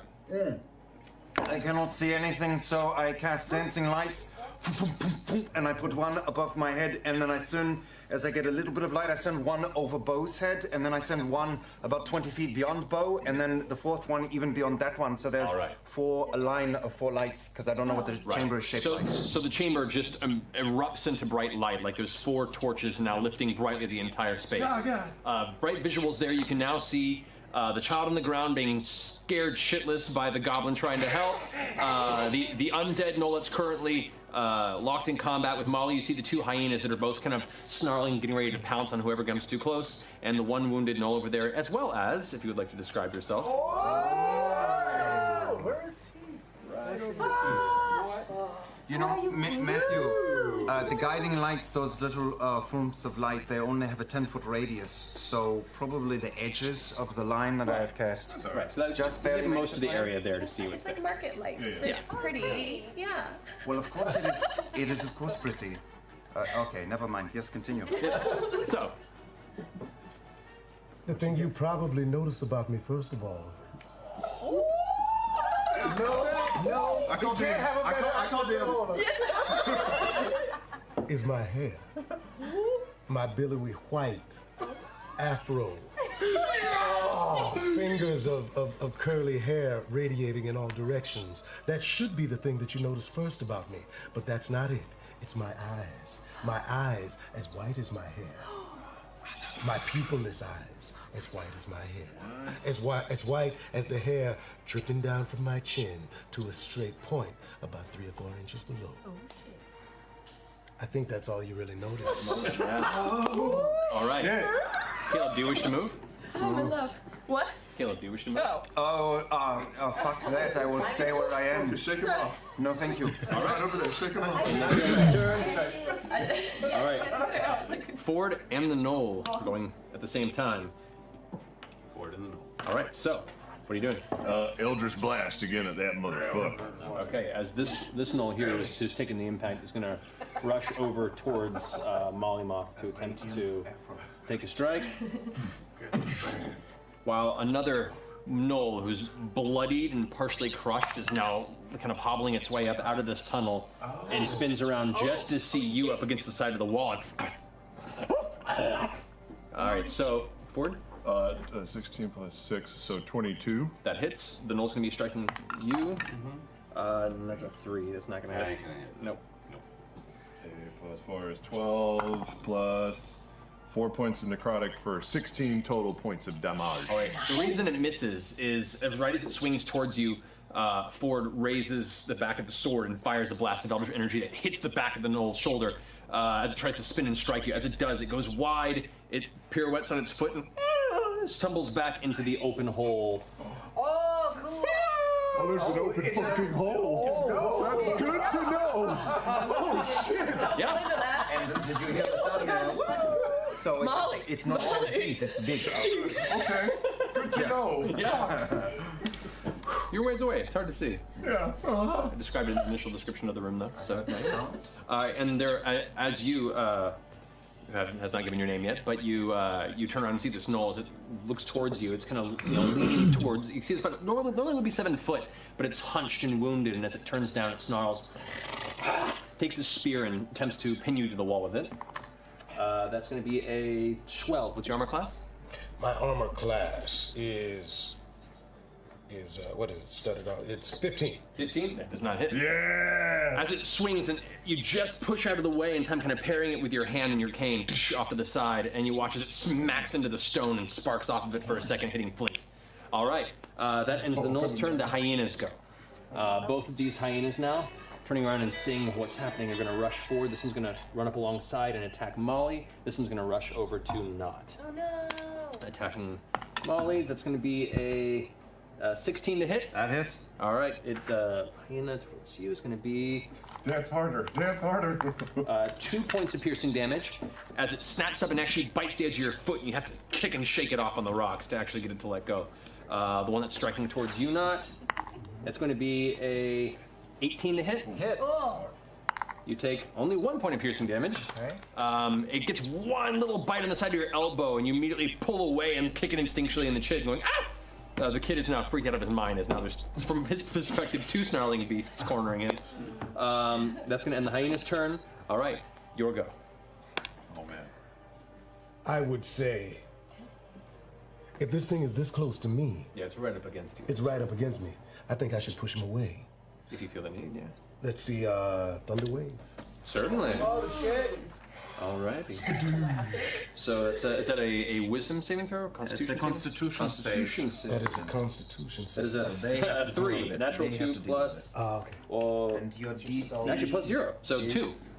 Oh, yeah, that's bad. That fails. Spellcasting We modifier. rolled a 2. You're fine. You're good. You failed. 15. You failed. It failed. Yeah. So you know for the future. 13, I believe. Good to know. 13. Yeah. All right, cool. So go ahead and roll the damage of that. With this? Well, I should say up on the spell there. Damage for it. Thunder Wave is where the fuck is it? 2d8. Yeah, 2d8 right there. Thank you. So you want the one that's shaped like a diamond? There we go. It is. Yeah. And we roll. The one you want us to That's good. And then roll it one more time. Oh, that's good. Yeah. 5 and a 7. Okay, 12 points of damage. So as you turn towards it, you can describe what you do with your spell as the Knoll pulls back with its spear. I take my reed of a wand and whip it 3 times. And as the third one hits, there's a burst of energy forward. You watch as the Knoll gets blown back, slamming into the stone wall. and kind of falls back to its knees before getting itself up. It was previously wounded, and now it's on death's door, and it looks like it's starting to hobble and try and flee. Would you say you whip your reed back and forth? I'll whip my reed. I'll whip my reed back and forth. All right. Do you wish to move? I do. I wish to move away from this gentleman that I just knocked against the wall. And how about we take a perch up on top of there we go, baby. Oh, look at that fucking miniature! All right, so that finishes your turn at the top. Not, you're up. Okay, I've got this this thing on my arm. So with my other hand, I will grab its face, and I will say a few words that Caleb told me, and cast Shocking Grasp. Okay. So what is the spell save on that? It is shit. How do I find out? You click on it. We're Shocking Grasp. It's a spell melee attack. Yeah, melee, right. yeah. So go ahead and roll. Oh, 9. No. You try and reach out, but the snout is too slobbery, and your hand actually slips off of it, and it discharges the spell, having no effect. Oh god. All right. Let's see here. I've still got some bonusy stuff. Can I disengage? No, because Okay. I'll disengage. Grab the boy and try to lead him behind that. There's a table, overturned table. There is an overturned table this way. Neither of these are overturned. There's one over here. Like right there. Oh, right next to you. You're right. Yeah. It's right there. Can I do that? You can, yeah. Will the hyena get a bite on the kid? We'll find out. As you drag the child away, while you've disengaged, you pull the child out of the range of the hyena, and it sees the opening and snaps out towards the. No hit points. I'm sure this one is hardy. Careful, the kids. Oh, I know He's making the. I know that. Hyenas. Oh no! Hyena bites down, and its jaws clamp into the child's clavicle and chest. You hear this clenched scream that is immediately muffled as you watch a bit of blood begin to pour out of its mouth. As you pull the child from its jaws, the child is alive for now, unconscious and bleeding out. Thank God it wasn't me this time. All right, that ends your turn. Not Bo, you're up. Okay, seeing the situation that Not is in, I'm going to immediately run over and attack that hyena. Okay, putting you there, easy enough. I'm just gonna run up and go, yeah, get! And go kick, and just kick it real hard. Okay. GIT. Get. Natural 20. That it is. That'll roll some damage. So yeah, well, I kind of use my staff as like a little bit of like a jumping leverage point to kind of give me a little bit of momentum and kind of Little mini pole. Yeah. Nice. What do? I roll 1d8 and then double it, right? A little bit of pole. That sucks, but that's 6 plus 4, so 10. That's enough to do it. You, as you kick, the hyena just gets launched. You see it arc through the air, slamming into this table, which thrusts it up against the wall onto its side, and you can't even see the lifeless body of the hyena. It's currently buried beneath the overturned table. That's your first. Nice. Can I do a bonus action to use my med kit on the kid? My healer's kit? It's an action to use a healer's kit, unfortunately. Okay. You still have some movement. I'll just move over to the kid and kind of hold the wound. Stem the flow. Yeah. Okay. So you get down with a knot at this point. You're trying to think of some way to apply pressure to prevent the bleeding. Okay, that ends your turn. That brings us to Molly. I'm taking a roll with the big guy. First strike on. That's right. I forgot to put the undead guy on the initiative order, which he would have gotten around. So we'll say you and him go simultaneously at this point since you engaged him. And that's fine, because that's a 19 to hit. It's a 13 to hit you. What's your armor class? 15. Yeah, so even as it goes to strike at you with what looks to be some sort of rusted battle axe, you still manage to lift your foot out of the way and strike down towards it. So, and this is with the good sword, so this is, so this is 6, 7, 8, 9, 10, 11, 12, 13 points of damage. That's adding your wisdom modifier? That's adding my wisdom. 13. That'll do it. You shatter it with the strike. As it attempts to swing towards you with the axe, you duck out of the way, spin around, and backhand it with your right enchanted scimitar, watching the bones just explode and scatter across the ground, like so many pebbles being thrown across the floor. I'm gonna, with my offhand, I'm gonna take a swipe for the hyena over there. Go for it. Come on. There we go. 20 to That hit. hits. Good roll damage. It's single dispatch too in one turn. Yes. That's 9 points of damage, and I would love to just kick that fucker right into the. And you do. As it gets down and jumps to pounce towards you, and you just lean back and kick it, and you watch it and tumble down into the darkness below. Do you wish to move? Nice. And I'm going to move to the other side. I'm going to start running towards this stranger, just to the left of it. Yeah, I'm going to move towards that cover right there. Here? No, the other way. Towards me, right there. Yeah. Okay, gotcha. All right, that ends your go, Molly. That brings us to Jester. Okay. Did I see the child go down? You would have, yes. Okay. Then I'm going to run over to the kid. You don't have to. They're gonna be so regretting. Just kill all the kids. No, all these other people are helping this kid, so I guess I will too. Somebody better kill that really big care no, about the though. kid? I don't. Then don't. I don't care, but now I feel guilty. Are you gonna healer's kit, cure wounds? What are you doing? Should I use my last spell on this kid? No. Okay, I'm going to use a healer's kit to stabilize him. Okay, so you don't have to make a check for that. You immediately get down and start pulling what looks to be heavy rolls of soft cotton fabric and various balms to go ahead and help treat the wound and staunch the flow of blood and bind the child to the point where it's no longer on death's door. It's The now whole time I'm grumbling like, oh, I could have got that last told it that he would have heard a really good bell, and instead I'm doing this.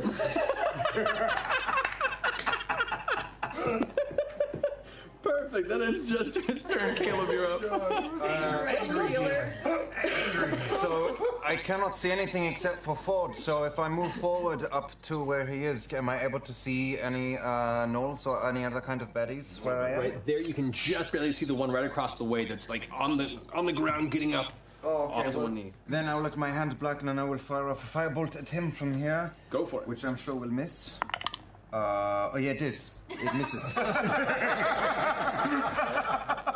call beforehand clutch. You're my favorite. Forward as it misses, I go, yeah.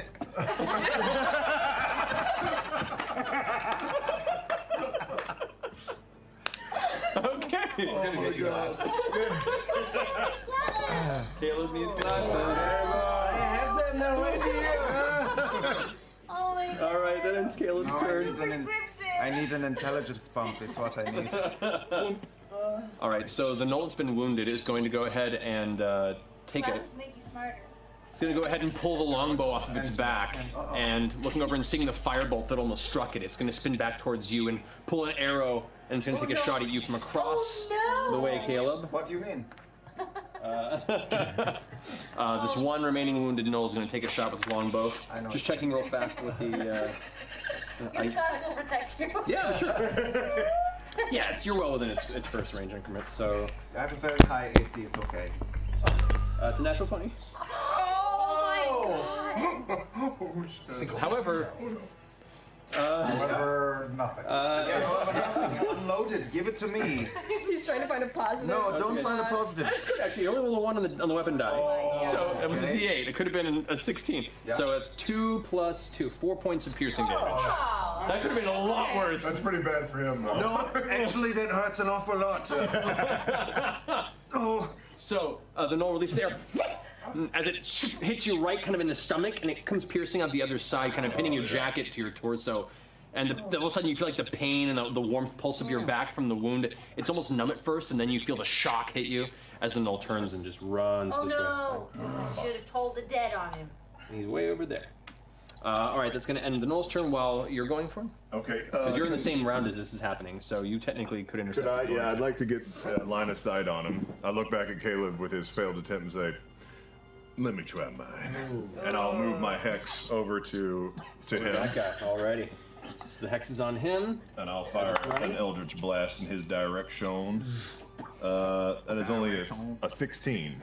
A 16? Yeah. 16 hits, actually. You need a 15 to hit. That is 4 plus 4, 8 plus 3 points of necrotic for 9 to 11 damage. 11 damage. As it turns to run with its bow, you watch as Ford runs around, holding your sword out. Another burst of eldritch energy smacks into the back of the gnoll, and you hear "Ah!" as it falls to the ground, and the slow, like bits of curling green and blue eldritch flame begin to burn and consume the corpse. Before eventually it goes out, kind of leaving most of the body intact, but its back shoulder blades are now just kind of black cave where its body once was. Can we clear the Get floor? to the last second. Somebody get those ears and bring them to my jar. Alrighty. What is that? Oh, you know. Okay. So, that being the case, the combat has come to an end. How many nose was that we just killed? That would be. Well, we sent a lot of them down the hole. So we didn't get their ears. So bad job. Maybe we can come back. We only sent one down the hole. The hyenas we sent. We got 2 ears. Yeah, two older sets of ears. So it's the one there and then the one that was killed there. Yeah. Right, So 2. and then one hyena set. I appreciate you all counting ears, but can we deal with the kid for a minute? Oh. He needs some help. Look, do you see what I'm doing? Who are you? Who are you? Who are you? I like your smile. Who am I? My name is Shikasta. Nice to meet you. He said Shikasta. And you can thank my bird for knowing what you look like, actually. Oh, I saw your bird. That's not just some bird. That's the Grand Duchess Anastasia Nikolaevna. They call her Stacy, but that's not her name. The Grand Duchess. She's a sweetheart, but she's angry.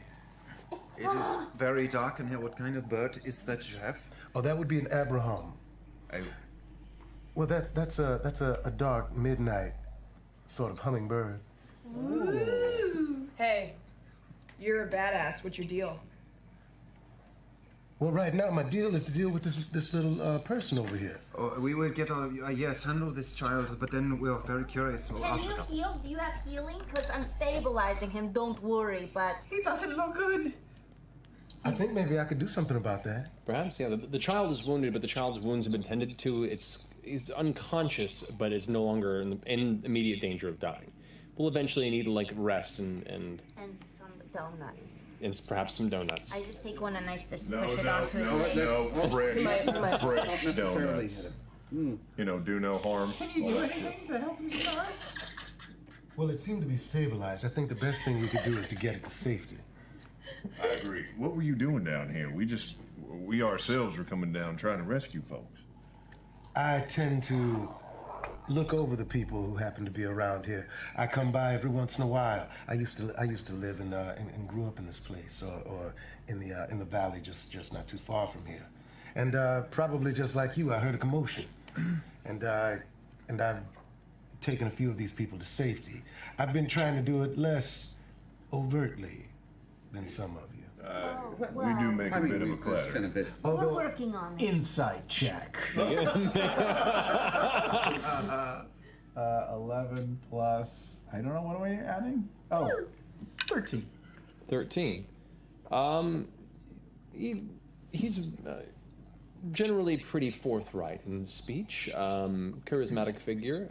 You don't get any sense of any immediate lying or conflict to the words he's saying, but you're also not getting a full read either.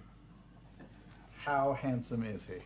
Quite handsome. If you like to describe how handsome you are. Yeah, what do you look like? I would say I'm an old. Scale from 1 to 10. On a scale from 1 to 10, I would say I would call him striking. Oh, that's Bachelorette finalist.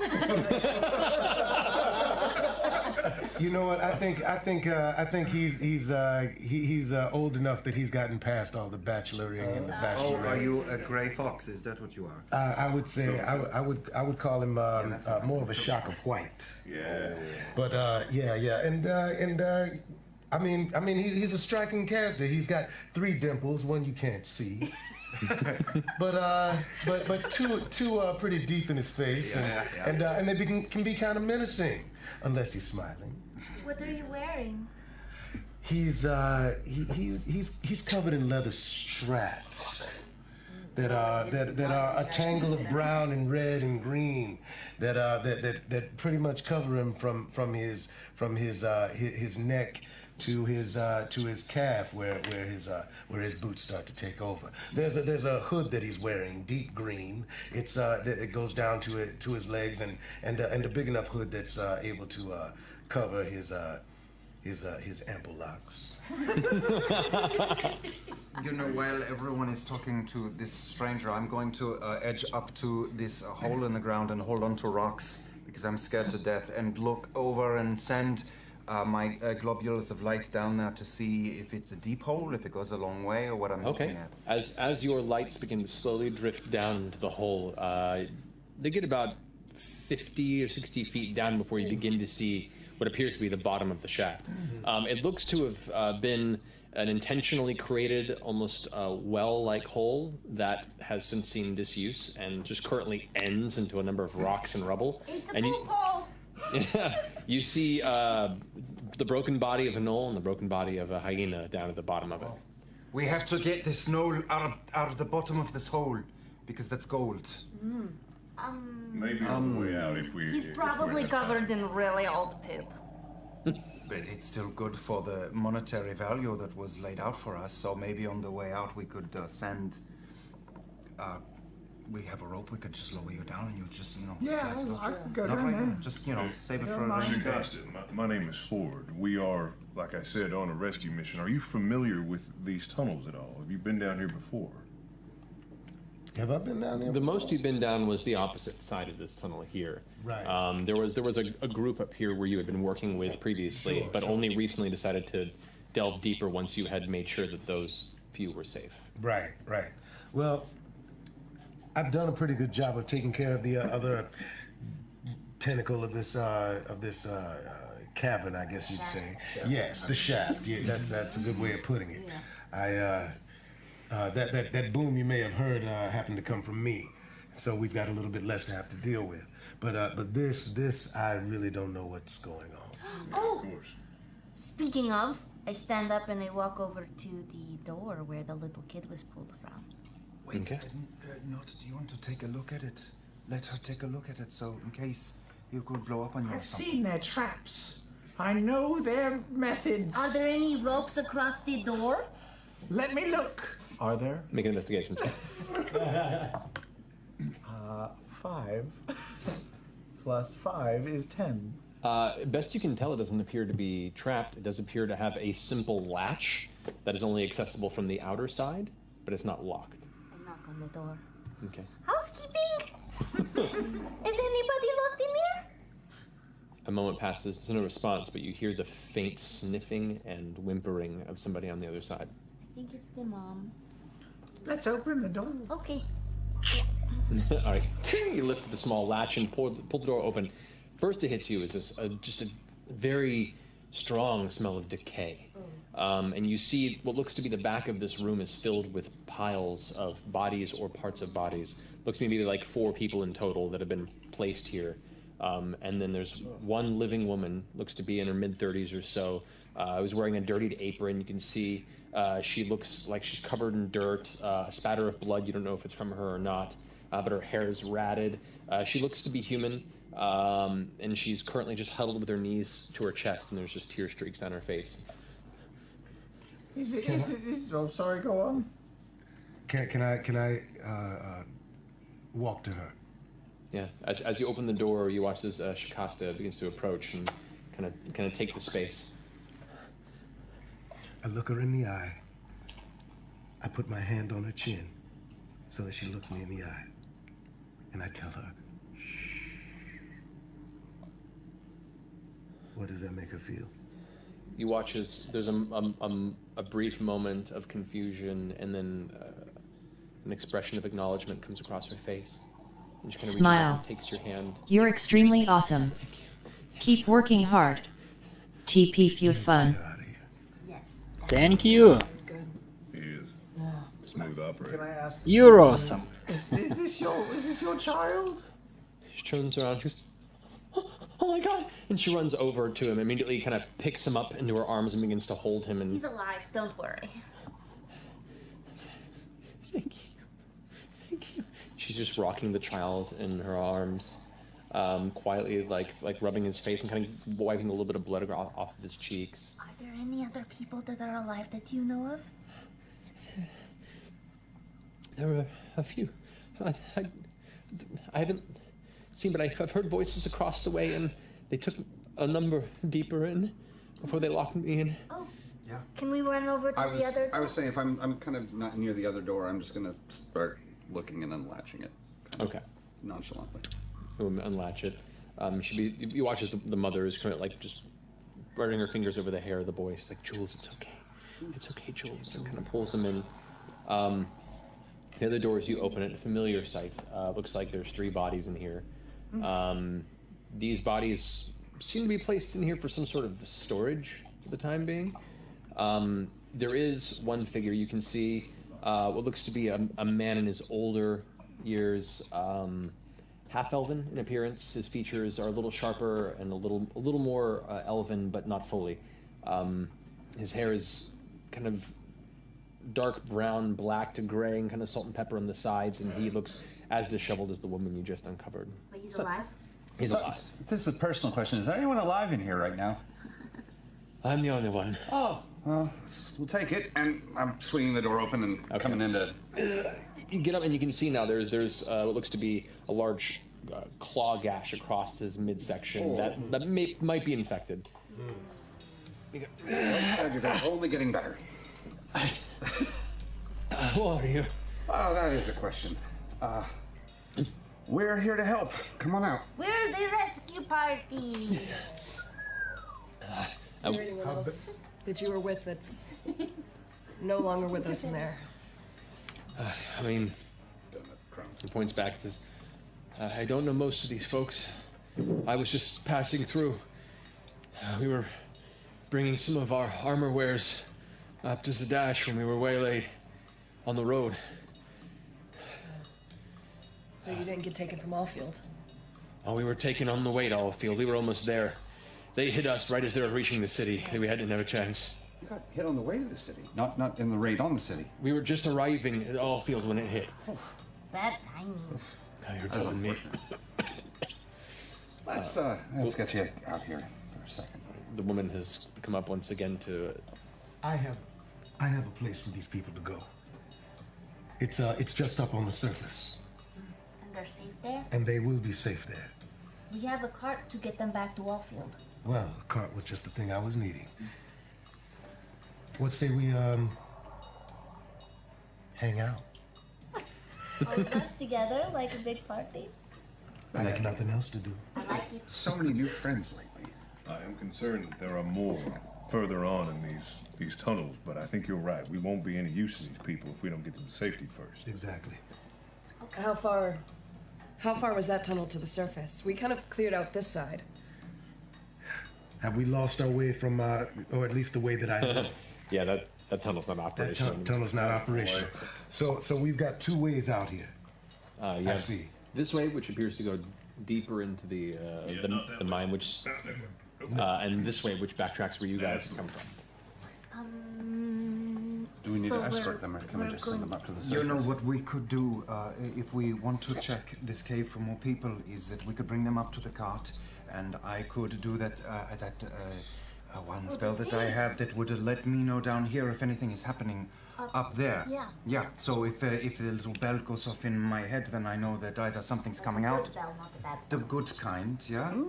And so we would know more or less, not 100% perfect, but pretty close. And then we could come back down here quickly and see if there's anyone else who needs help.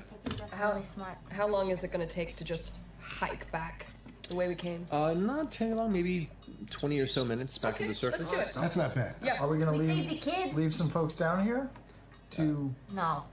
what if they repopulate all of these rooms that we've already We should cleared? move together. There's no point in leaving just a few. But if you leave your alarm up here, Well, I was thinking about getting them out to safety outside, Yeah. and if anything leaves the mine, we'll know towards them. that's fair then. Yeah, that's a good plan. Let's do it. I like this plan. This plan at all. Let's do What it. if one of the gnolls wanders into this room and sees 5 of his dead brothers? Oh, let's throw them down the hole. And they're kicking him right in the hole. One after another, you take the remainders of the previous battle and rolling them into the hole in the center. What good call? Okay, Now that was a very good idea. just left Well, them have there's a whole other room with dead bodies in it that we also caused, and also ball bearings. People die all the time. You know, sometimes accidents happen. With ball bearings. We'll be coming right back down. We just need to get them safe. 20 minutes. You know, people don't bear balls all the time, but I think it's a reasonable risk at this point in time. Plus, we could take a short rest up top while getting them folks to safety. I like this plan. Are there It's a any good other plan. boxes or things Yeah. to search down here before we get out? You can search if you want to. Yeah, let's I search already around. used Oh my my god, research. I crack boxes like fucking Zelda. Quietly, maybe. Quiet, quiet, One inch sorry. punch. Can I carry a couple? How many dead bodies do you think I could carry? You could drag 2. I'll take a couple as well.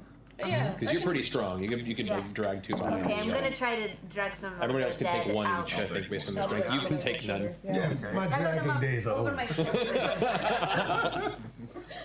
And we're going to look around, see if there's anything of interest. All right, so 2 of you can make investigation checks on this. Oh, So who's yes, I having will this? help you look because I have a All very right, so keen eye. advantage for you. Yeah. You need glasses though. No, I have a very.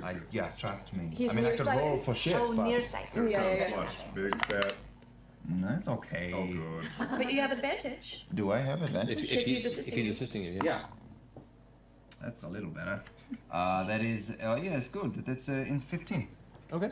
You know, for level 3. 15. Great. All right. In a quick glance through, a lot of it appears to be, pickaxes, shovels. Most in here seems to be tools, and anything of worth has been ravaged or taken. You find a few bits of what look to be rotted meat of indeterminate origin that you immediately shrink away from. No, actually, I'm going to scoop up some of those pieces of rotted meat and put them in my pockets. Okay, there you go. You can't smell it. No, it smells good to me. Could be good date later. That's why I'm taking it. Yeah. All right.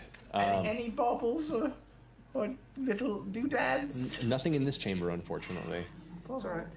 Yeah, this one has either been picked clean or didn't contain anything of immediate worth in the process. Oh, I don't care about work. I mean, there are plenty of bodies you could rummage through if you wanted to. Anything, As we're like walking them, not just like going through the pockets. anything explosive. You can make an investigation check if you'd like. All right. And how would I do that? Then roll a d20 and add your investigation skill bonus. There, by alphabetical order. Good roll.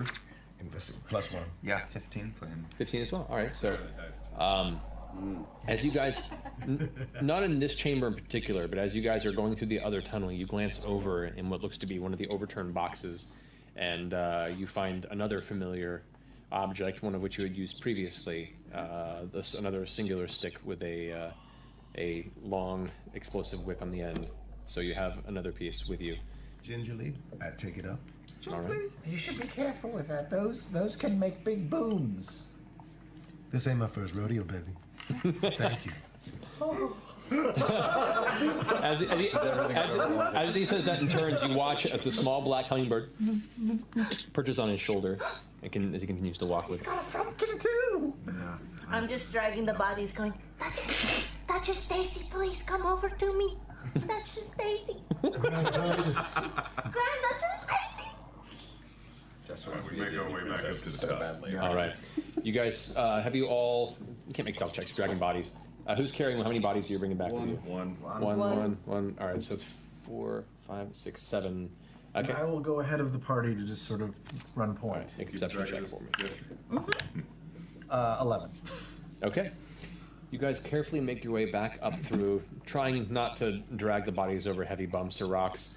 Eventually making your way out of the main entranceway, which you notice a trap that you had definitely avoided multiple times, getting people in and out of a large tree trunk that had been suspended in the roof to swing down when triggered, had been triggered and is now hanging there. Apparently somebody made an unfortunate mistake making their way through.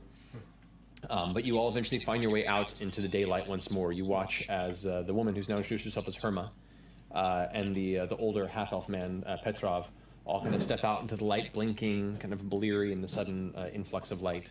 But as soon as you make it into the open sky, you can see like this breath of relief wash over both of them, and the young boy is now starting to come to consciousness again. Kind of goes like, at which point, shh, it's okay. She looks up over towards Shikasta and just has more tears in her eyes and goes, thank you. I helped too. I stabilized him. I stabilized him real good. Thank you all so much. You lead them over towards, you can see through the hills here, that cluster around where this mine once was. Around the corner, there appears to be a shed that's been long abandoned and locked up. As you approach, you have been here previously.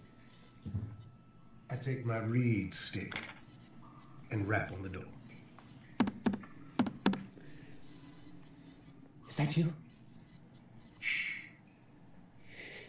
The door opens, and there you can see emerging what appear to be 4 survivors also from Allfield that, with bright eyes, welcome the arrival of this strange traveler, as well as the 3 other survivors you've brought in. As they all begin, some of them begin to reunite with people that are familiar to them, people who live in Allfield and know each other. They begin to kind of just hold each other and kind of take a moment to relish in this renewed moment of life. Then they begin to pour over the bodies that have been recovered, and they begin to identify them to each other, and then sadness takes over. Then once those waves have passed, individually they begin to go up and thank you and kind of take your hand, and a few of them are like, anything I can give you, please just let me know. Thank you so much. It's a lot to have at once, and for many of you, an experience that is different and new.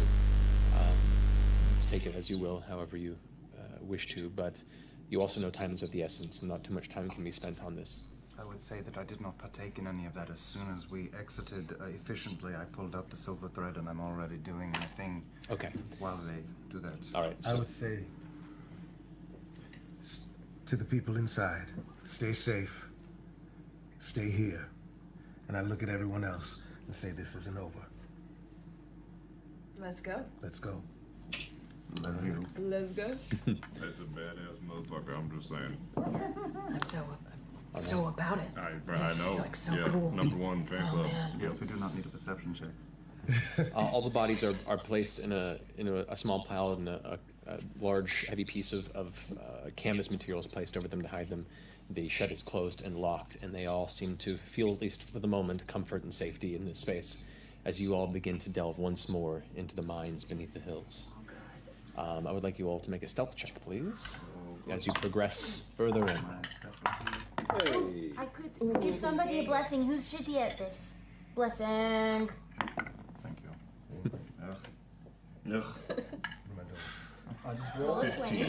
Roll the 20. 25. 8. With advantage? Yeah. Ah. You brought me from a 4 to a 7. Yeah, you're good. All right. 17. 13. 18. All right. Universally, you guys are all confident in your ability to delve without being seen, even making up for those who maybe not have been a less stumbling experience making it with. My toe! You make It's bloody dark. You've got 9 more. You'll be fine. You make your way back through the familiar tunnel, and you can now see the right tunnel, the one that you previously had seen the pitfall and decided not to head down into, is now a large cluster of rock and rubble. That's where you came from. Sweet shit show. You progress down through the ritual area, carefully avoiding what you notice to be a scattering of metallic ball bearings across the floor. You see an altar with candles on it that have all burned down entirely, except for like a few tiny flickers. So, is there any light source you guys are bringing down here with you? All right, so the balls of light now float as you progress, giving everyone who needs it sight. You head down into the familiar chamber where this last fray occurred, carefully avoiding the large hole in the ground. Following this is the only other exit from this chamber. You continue forward. Who's taking point, and what is the marching order, please? Keep checking for traps, okay? All right, that's a good idea. Can I send the Grand Duchess? You may. Not getting over The that. Grand Duchess and Frumpkin will be best of friends. Do they like each other? Stay away from my Frumpkin was stay away from my bird. You know, it's funny because only about 30 minutes ago I also had a bird, but he was obliterated. Oh, that's right. It was very sad. I'll bring him back tomorrow, though. Thanks for that. He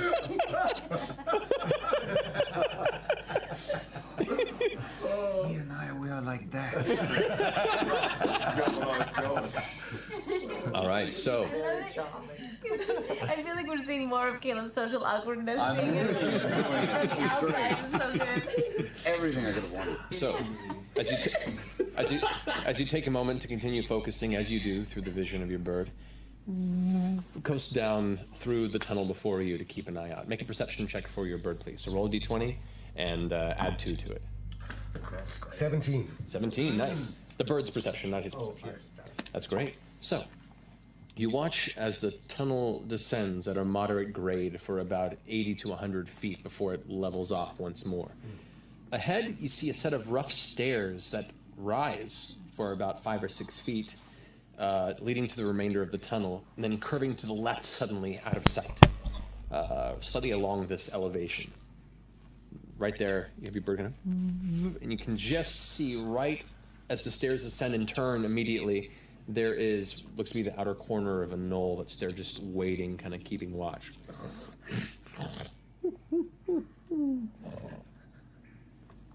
Do you want to send your bird in further to check out the rest of the room, or pull it back? She's quick. She's pretty quick. I say move on. All right.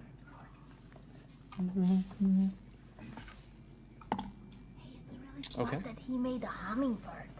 That's really fast. It's very clever. It's a pretty smart move, don't you think? It's not a cat.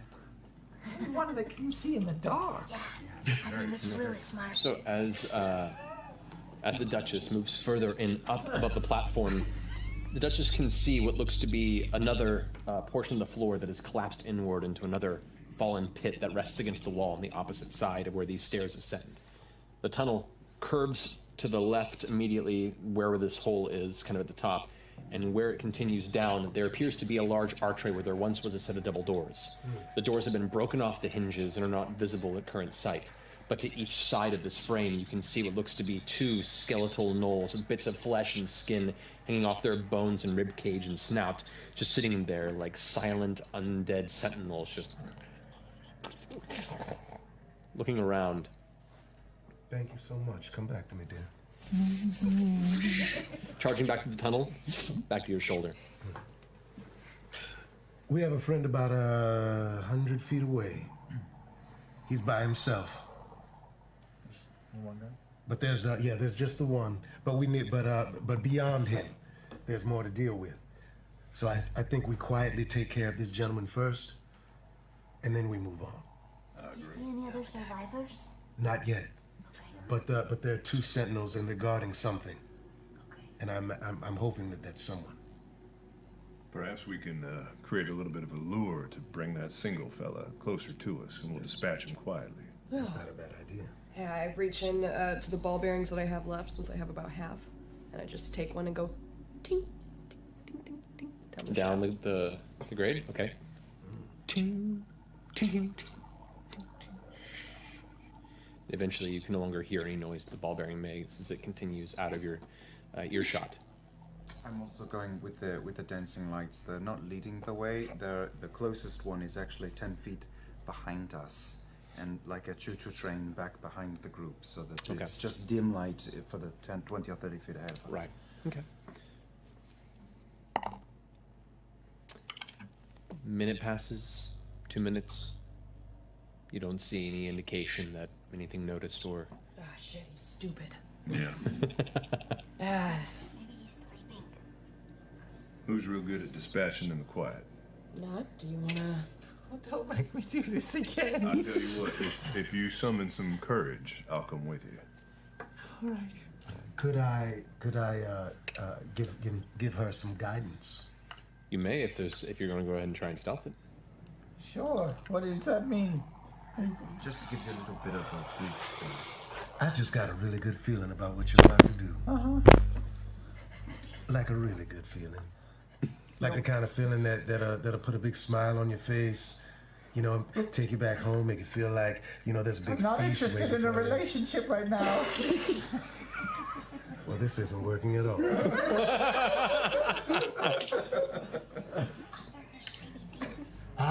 You know what? You know, the way that this is turning out, I feel like you could get all kinds of gold and silver thrown your way. Yes, pretty things. Sure, yes. Exactly. Yes, absolutely. Let's give me something. Oh, well, it's waiting for you just down the hall. All you've got to do is take care of a creature quietly and quickly. I feel inspired. All right, so to make your stealth check, you have to add a d4 to whatever you. Okay. And then I give you a blessing of the trickster for your stuff. Okay. What does that do? Hard.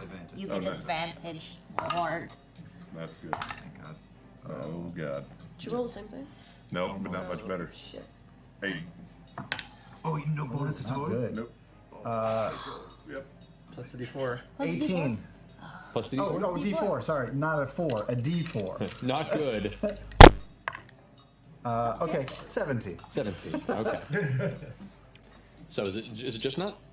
Were you going as well? He's going to. All right. So the two of you begin to make your way down the hall carefully, ever so carefully, about 60 or 70 feet towards the bottom, where you can both see the grade begin to turn up. Ford, you discover why you stopped hearing the ball bearing. Suddenly, you take a step and your foot just slides out from under you. Oh shit. And you try and catch yourself, and you manage to do so, but in doing so, you dislodge a rock that begins making more noise than the ball bearing did. At which point you hear.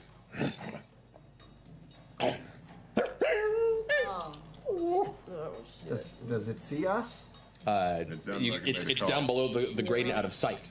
The rock began to make its way down. I screwed the pooch. I think y'all need to fucking join us. Come back. We're not. Okay, you're fucking 60 feet ahead of us. It was a really loud stage whisper.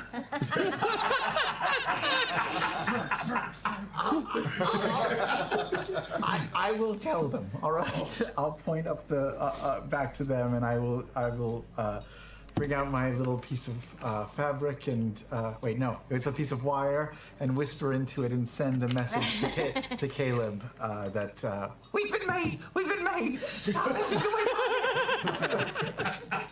Oh, verdammt. Okay, no, it didn't work. We're in trouble. They are coming. I think they're coming. Should we go down the tunnel? Come back to us, please. No. Or should we go to them? I already sent that message. Okay. Are we sticking? What did he say?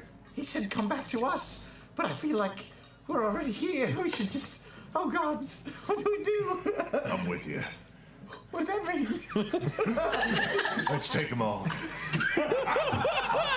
I feel like I've never felt you and me. Let's take them. Why are all you big men making these weird speeches to me?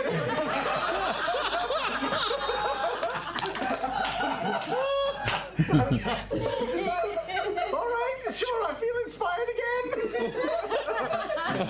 I'll take a swig. Okay, you take a heavy swig off of your flask. Thank you. Yes. And both wait carefully, kind of holding your action until just underneath you can see what emerges below the lowest part of the curving tunnel roof. An old snap begin to protrude past. You can see like the arrow already knocked within the longbow as it turns down, and just turns out and glances up the tunnel just to meet your guys' vision. As soon as he fires, I will as well. I will fire my. How far? Right now it's about 30 feet below you. Okay, yeah, I can make that shot. All right, so go ahead and roll an attack. Oh dear. 10. That's. Oh, me? Yep. 15. Just hits, misses.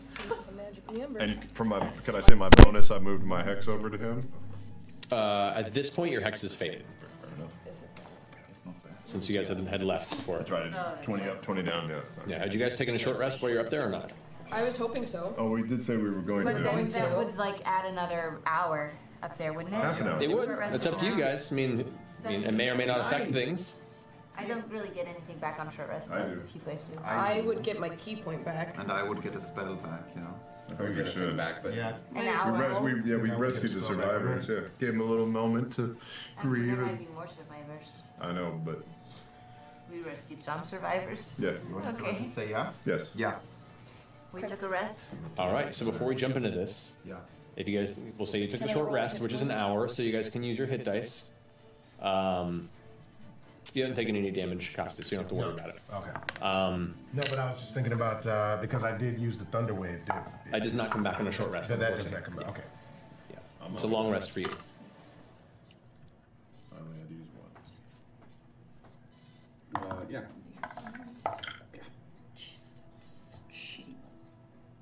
Is there a way to track hit dice in D&D Beyond? Yes, under hit points. Yeah.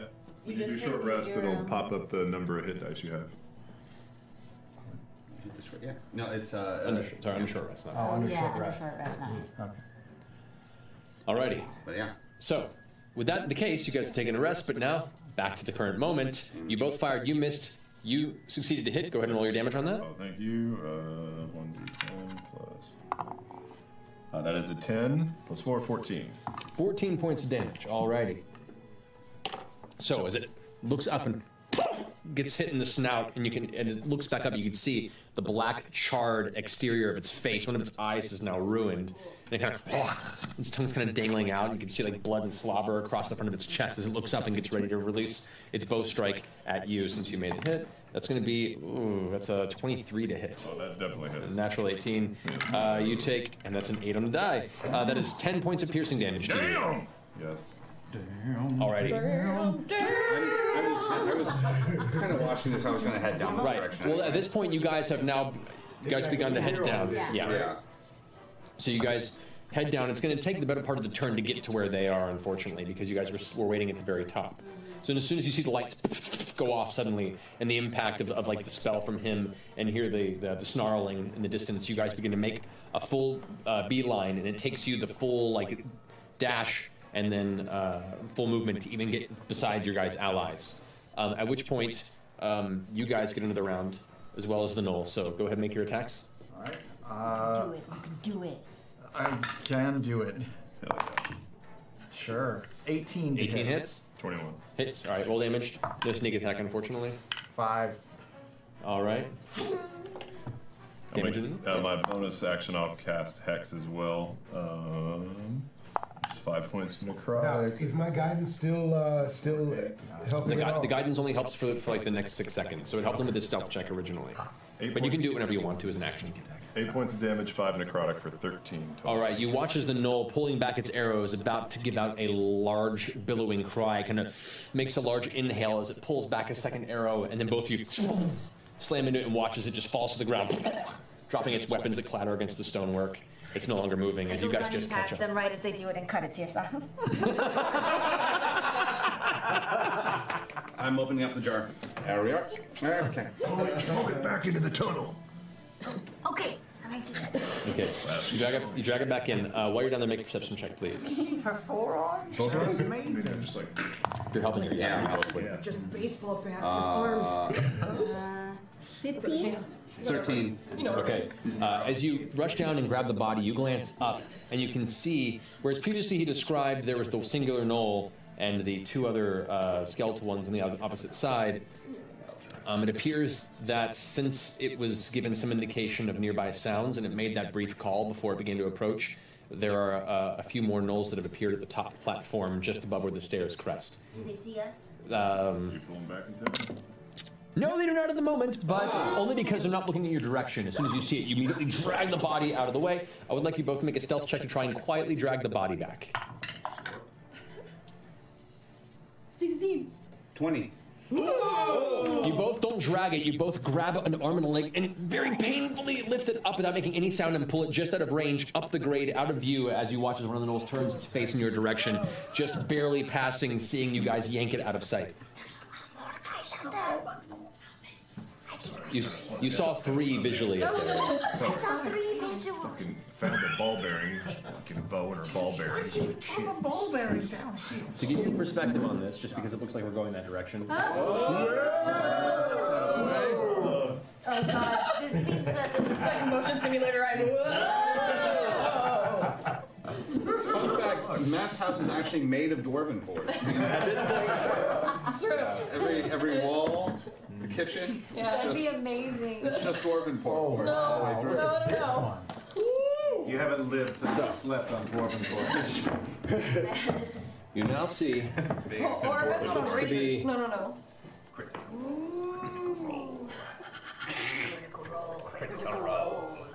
Oh god, we gotta. Oh man, I know this has to end up here. This has to end. So this leads into the grade that heads up at an angle here where you guys originally shot the knoll and dragged him out of the way. That's cool. And we're down that way. You guys are over this you're way? up in the tunnel here, and it angles down there, and this is They're all working up. staring in that direction now. Oh no. Yes. They're coming. So. They look like they were about to look in this direction, but they weren't quite looking in that direction when we dragged the body out. Okay. Very good. So they're not excited. They haven't noticed anything yet. You guys are up in this way, and this is the layout here. What do we do? Should I could do Don't do anything yet. We have to figure out what we're doing. Well, what I was meaning is I'm meaning simply as a strategy. Oh. Should we use something to distract them since they're already not looking our way, so that we can get maybe a few shots at their back? Mm-hmm. So Can you maybe send the Grand Duchess in? I absolutely will. Can we start there? You may, yeah. Yeah. Let's find a safe perch, my dear. All right. And the Grand Duchess makes her way down to the tunnel up. Let's see if they Is see she her. really royalty? That's what she told me. Did she used to be a person and you shrunk her down? Okay. No, she is. Oh, she is, baby. She's just like you. Past and over, and there is one perch up on the side of the wall, right above where this large pit is on the opposite end, and she perches right over the side. You watch as two of the gnolls are still kind of like, and one of them begins to like look over at the table on the side and kind of look underneath for any possible source of the noise earlier. One of them kind of glances over its shoulder as the Duchess enters. Begins to pull an arrow out of the quiver. Come back to me, baby. Thaumaturgy. Oh no, it's on. Do it. Thaumaturgy. I'm sorry. I'm going to push a bonus action just before this happens. I'm going to activate the second sword. Okay. So you go ahead and introduce your massive to maintain concentration because he hit me after I cast text. Yes, I forgot to do that. Yes, please. What is Constitution saving throw. Oh no. Yeah, that's a 6. 6? No, it's a failure. You lose hex. Sorry, buddy. Gotta be honest with you. You can add your bonus. Thaumaturgy. I say. Can I brighten the room to the? How dark is it in here? It's pitch black aside from the globes of light that he has, so there's nothing to make brighter in there. So it's bright behind us, but not in front of us so much. Let's see. Then if it's so. You can shake the ground though. Yes. Let's shake the ground so however well he thinks he can aim takes him off kilter. Okay. For that instance, go ahead and make a standard wisdom check for me. Wisdom check. All right. So roll a d20, add your wisdom modifier. So I think it's 19. Oh, it's a 19 Okay. natural roll. So as you feel the Duchess return to you, and just past the vision, as the Duchess passes over, you can hear the sound of the fingers gliding across the bowstring. You can hear the creak of the wood as it's pulled back, and you know exactly what that sound means as you see through the Duchess's eyes. With that, you focus on the ground below and cause it to quake somewhat. If only we could all see through Rolled the Duchess's a eyes. natural 5 with a +4, so with that shaking, it causes and it's very localized in the area. The knoll kind of like, as it does so, it releases the arrow and just whips past and shatters across the rock. That just returns to your shoulder. Well, now I'm pissed. Do they know we're here now? He saw the bird come back this way, so maybe But it's just a bird. It's just a bird at this point. He might have even thought it was a bat. Should we all turn into birds and confuse him? Do you know how to do that? I could try. I could try. Let's try later. Why don't we do things we've done before? Alright,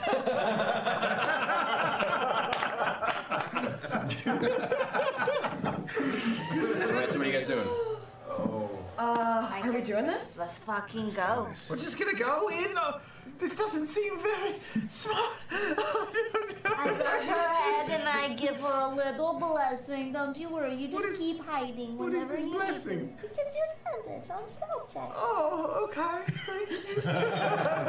Alright, so if this is the case, Do we what are you do, guys like, a doing? surprise round? Can we like? No, they know we're What is here. it? No, they don't know we're here. Yeah, they don't know we're here. They might Or just like think an earthquake. So we're in a shaft. Things shake a lot. They're aware of something in the vicinity. The first Noel announced that there is something fishy. They don't know what it is or where you are, They're but on they're guard. they're on guard. They're alert. Surprised is like a condition, Yeah. like poison, and they are now know something. Not is- surprised. Yeah.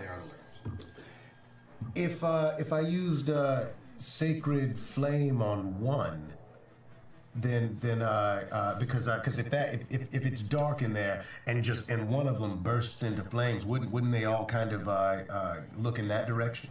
It's possible. Let's try I that. could sacred flame them at the exact same time. And While then we're it could waiting, could I That cast sacred flame. Armor of Agathis on myself? You may. I like this.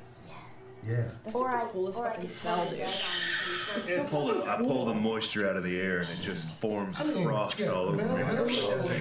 Ooh, it's got like a little moss on it from the cave. As you're having this conversation, you turn back and you watch as Ford, the rather handsome-looking half-orc, finishes like muttering something under his breath, and you watch as the shadows coalesce in this like dark, cold, icy armor that shatter into bits of shards around the exterior of his leather armor. You watch as the mist kind of rises off of it. Everybody, chill. Oh, you ruined it. It was so Oh, it wasn't cool when Arnold said it. Wait. Everybody, be cool.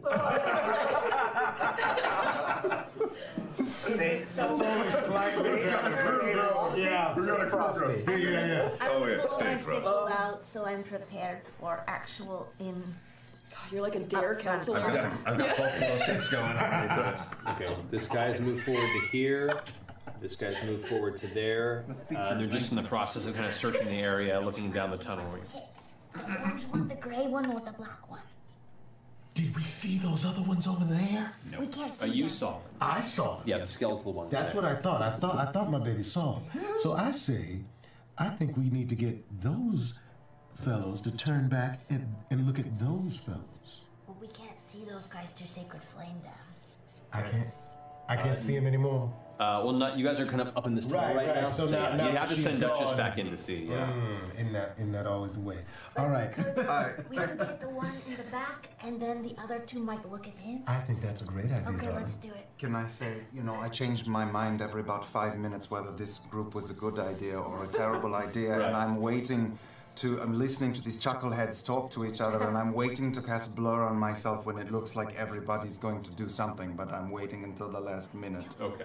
Of course. Okay, good for you. You get a donut for you. Sacred Flame on the At the gentleman in same blue. time I see his little reed flick, I'm going to Swirl my sickle around and cast all to death. All right, on this guy there. Yeah. Alrighty. So as you guys slowly bring your way to the base, which in order to get you in the space where you can see them, that would put both of you rushing right down to the base in that area. If I can get a marching order up to where the rest of you are, by the way. Hey, I'll be in the back. I'll put you there. I'll take the front. Let's take a line of the three of us at least. Yep, Sure. I'm good with that. Front. All right, so you guys rush forward, Frontliners. take the line just as they. Lineman. Lineman. I'll be back with Caleb. Alrighty. Yeah. I knew what that meant. You want to be a guard or a tackle? Put you Oh. Tackle. All But right. I'm probably a guard. So, as you all rush in below, you both release Sacred Flame and Toll the Dead on the guy in the blue. All right. So, that's a wisdom saving throw for Sacred Flame, I believe it is. It's a dex save for sacred flame and a wisdom save for total That's it. It's a wisdom save for you. That's a 13. 13. Yes, that succeeds. Sorry. And for you, it's 13 as well, I believe, for your DC. That is a 5. Yes. So, Nice. You couldn't have rolled that for me? sorry. Drink it all. Yeah, what was She's that so one angry. again? It's all. All right. It's Crystal Pepsi. All right, so. A really flat crystal Pepsi. Original run. All right, so that puts so roll damage for Sacred Flame. It should be. Oh, what's the damage in the spell? It says. The damage on the Sacred Flame is 1d. The spell's damage increases by 1d8 when you. Yeah, so it's 1d8. So go ahead and roll 1d8 radiant damage. 1d8 is This thing. On Yes, DM, yes. I would say if I saw them move, One. pull the rip. That's okay. That's all right. So It's okay, it was for visual anyway. It was. That's true. That's true. I really just. He watches the light bursts in, and so I've pulled the ripcord on Blur if they're doing yeah. that. So you cast Blur. That all happens in a quick instant as they rushed forward and you guys got caught up. Now we're rolling initiative. Yeah. Let's get this.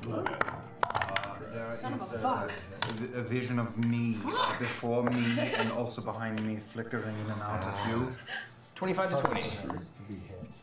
25 to 20, anybody? 20. Alrighty. A real Nice. initiative roll. That's All right, 20 to 15. Nobody got You 20 hear to on the 15? wind. all right, that puts the Knolls Wow. in the Nobody got 20 to 15? Can I call you Shaq? 15 to 10. No. 14. 11. All right. Man. Molly, not a jester. Small forward. Wait, what did Jester Kitty? then. All right, Jester, you got 10, you said? Okay. Yeah, so not the Jester. Wow, really? Boy. Yeah. All And right. you guys are 10 to 5. 17. 8. There we go. 8. All right, so the skeleton Knolls are. Caleb's before Bo. Zeb. What's the 7? 16 is 7. No, I am. I rolled 7 is. Bo, what'd you get? Minutes. 7. Bo, what'd you get? I rolled a 9. That's Okay. correct. Bo's. 5 plus 4. Alrighty. And then, 9. I rolled a 3. You have Oh. Before Bo. Alrighty. I'm So, as the Knolls are all kind of clumping together, preparing for your onslaught right at the edge of the hole with the furniture on the opposite side there, the two skeleton Knolls are getting ready to rush into the fray. Top of the combat round is Shikasta. You're up. Let's see. Frostbite. Okay. Against which one? Let's see. First of all, they burst into flames. This gentleman burst into flames, and when that happened, what did these how did these The two of gentlemen them react? like glance over to the side and then look towards the tunnel where you guys were. It didn't seem like it was much of a distraction for them, unfortunately, in the right moment. as we all ran in. Yeah, essentially. Unfortunately, it wasn't a sourceless cluster as you guys all made your way to the base. All right, then. I say the one closest to us, I will hit with frostbite. All right, would that be that one there? That would be that fella. All right, go for it. So that's you get it's frostbite. He has to roll against your DC, so I roll it for you. That is natural 1. So go ahead and roll damage on that. All right, and that is the diamond. It should be a D8 for that one as well. Yeah, the spell increases with it. Wait, by 1d6. Okay, so it'd be D6. I'm pretty sure it's a D6 for the cantrip. 1d6. Go for it. Yeah. Yeah. That is that one, yeah. All right. You got it. 6. 3. A 3. All right, so 3 points of cold damage. To him, and he has disadvantage on his next attack roll. You watch as suddenly a similar cold to what you saw coalesced around the armor of Ford. The Simic attacking and freezing inward, and you watch this Knoll kind of. And it's shaking briefly. You watch as its muscles are beginning to slow down and become sluggish. Do you want to move, or are you going to stay where you're put? Let's see. Actually, I feel pretty good right behind these fellows. Mm-hmm. All right, so you stay there. That ends your turn. The Knolls will now go. The 3 of them are going to begin to back away, and they're all going to take strikes with their bow. So they all pull out their arrows, and each are going to make a strike. The one you just frostbit is going to attack you. It has disadvantage. Guys, let's all cluster up at the bottom of the stairs. All right. Yep. So it's a 3 and a 2 with disadvantage. So no, it misses you entirely. You just kind of. It actually gets kind of partially caught in the throat and makes its way through the back. Man, I've got beads in that thing, baby. But gotta be careful. Missed them all, thankfully. All right, the next attack is going to be, let's see, the front is going to be against Bo, and then one's going to be against Molly. So you guys are the most visually impressive, the front row, color-wise. You kind of blend into the surroundings a little bit comparatively. So against Molly, yeah, making our roll. That is a 6. I just slice a catch it in the spin. Just kind of grinding toothpicks. And the one versus you, Bo, that is a 14. Miss. Starts in the way. All right. Double 6. It's their turn. That's what, yeah. Alrighty, Molly, you're up. God damn it. All right, I'm going to hop up and move to the left. I'm actually not even going to use the real stairs. I'm going to just sort of like get to the side, up on that barrel over there. To the there. Yeah, and just sort of just use a vicious mockery on the like- one closest That's to a us. 15 on the saving throw. So he's fine. So he's fine, unfortunately.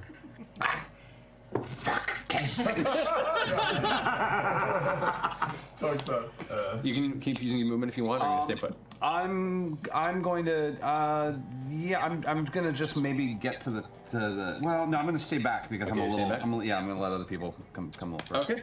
Ending your turn, Mon? It's not. You're up. Oh, excuse me, pardon me, excuse me. I'm just gonna cut through the front and go as far up the stairs as I can go. 30. You can Careful. Take one shot at the one who's looks frosty. That's that guy there. Yeah. Make the attack. Oh boy, 12. 12. It does hit. Oh. And then it splinters off the armor, off the ice in particular. Oh. And I will bonus action just go right back to where I was. Rush back down. All right, that finishes your turn out. Jester, you're up. Okay, I'm going to move forward. Up to the other side. Like, yeah, can I see them? You can see them. You know what? Fuck it. Should I do this? Always. Fuck it, I'm just gonna climb up the stairs. Climb up the stairs. 25, 30. You can get up there. And then I'm going to invoke duplicity. All right.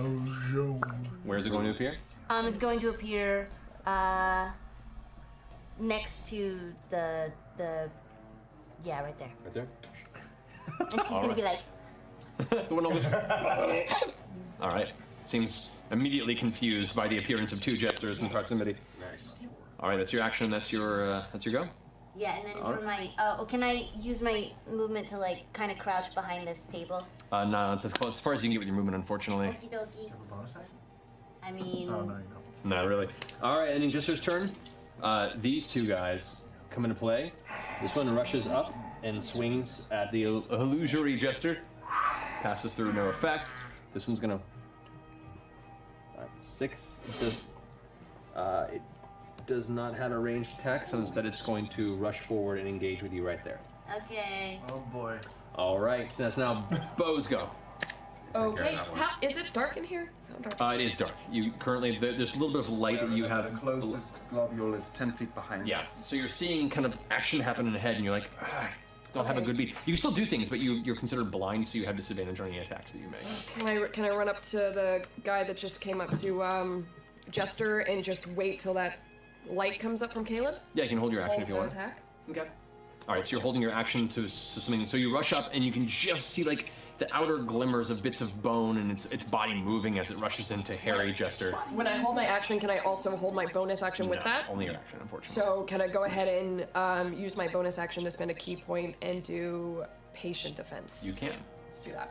So you go into a defensive Yeah. position there. All I right. can still attack when it comes. Correct. Okay. Thank you. Alrighty. That ends your turn. Caleb, you're up. Okay, my choo-choo train of globules of light just go and float over all our heads.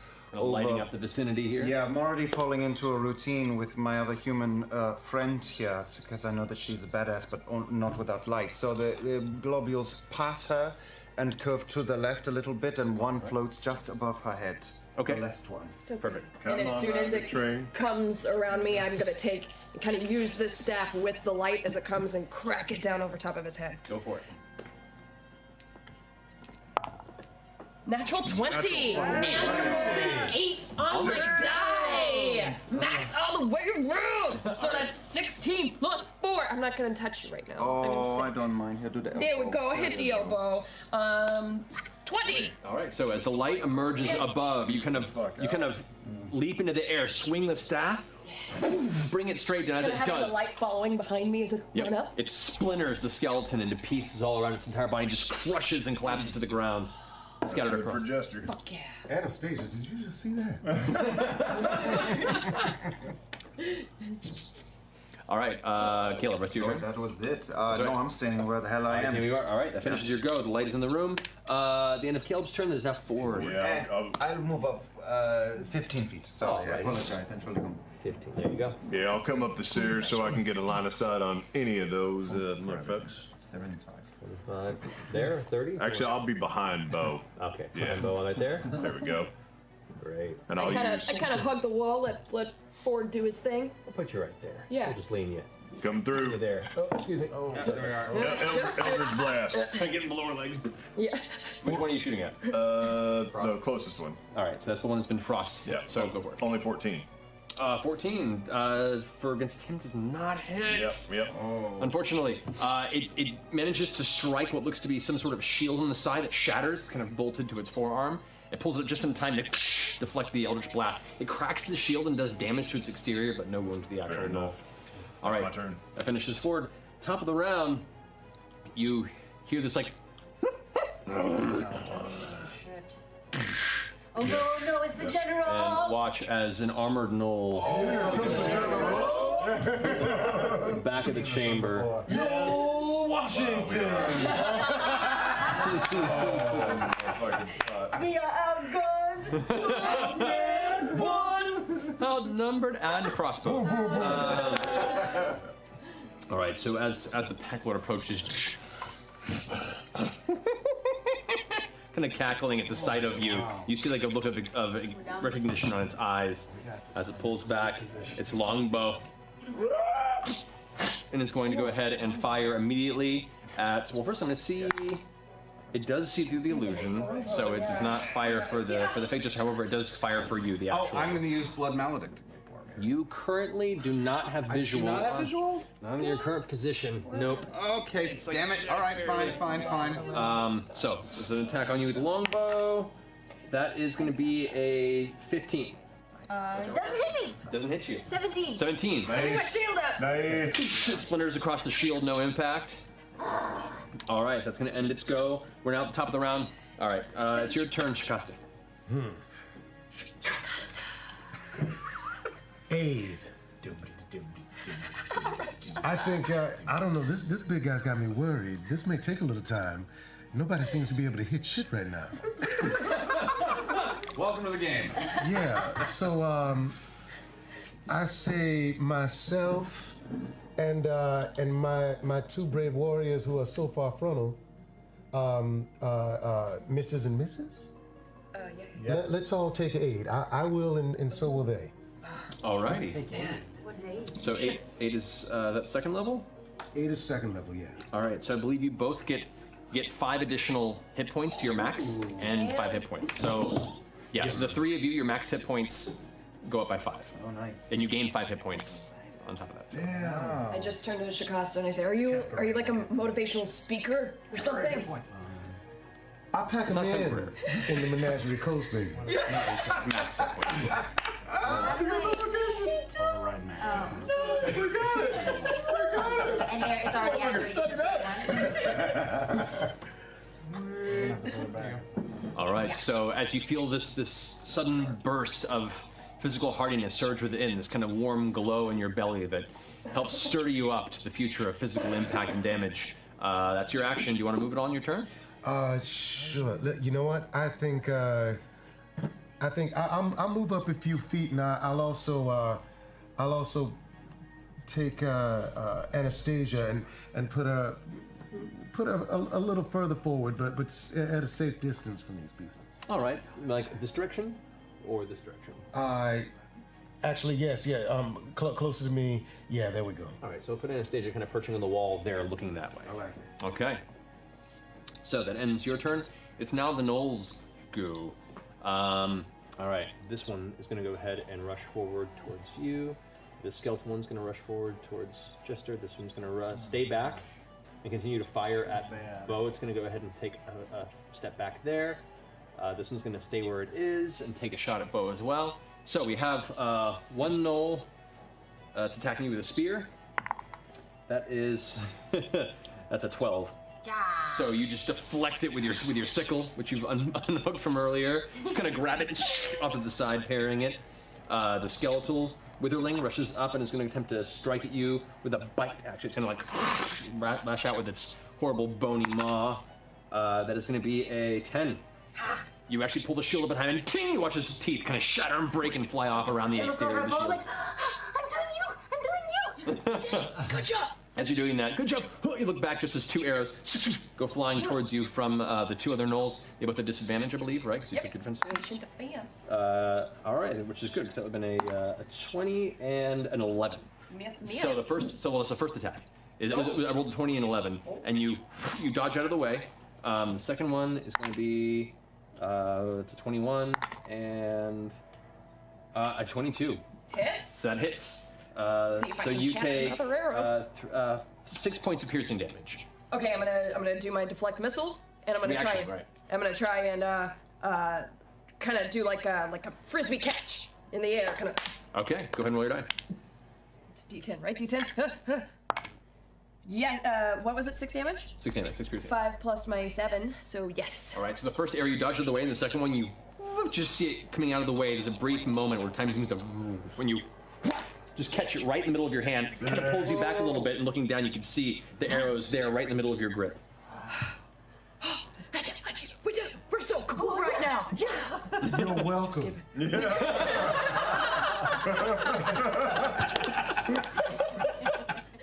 All right, that's going to end the Knowles' go. Molly, you're up. All right, I'm gonna try and run up the stairs towards the undead guy. There you go. And I'm gonna take a swing at him. And that's 14 to hit. 14 hits him. Okay, that's 20, only a 12 armor class, so. Wow. Okay, this is this might. Let's see what we do. That's 4, 5, 6, 7, 8, 9, 10, 11 points of damage. 11 points of damage is just what you needed.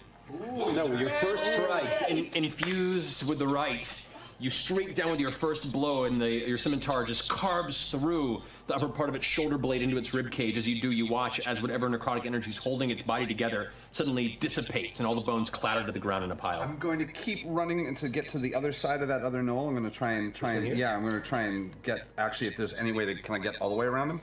What is it? I have 10, 15, 20, you have 30, yes, there yeah. is. So I don't know if this is helpful, but I'm going to take my second swing. That's 18 to hit. That hits, so roll damage. And I don't get the bonus on this one. You don't get the bonus to your wisdom, but you still have the right on that one. That's 7, 8, 9, 10 points of damage. 10 points of damage on the other. So, using the momentum of that first strike, you continue running, and with a backward swipe, carve through the back of the other knoll. It kind of arches its back with pain as you carve this giant wound across the back of its shoulder to about where the base of its spine is, and you can see blood beginning to flow from its wound, where the bits of the armor are separated, and you can see the fur kind of poking out from within the haphazard hide. I believe that ends your turn. That ends my turn. Alrighty, into Molly's turn. Now you're up. That's my turn.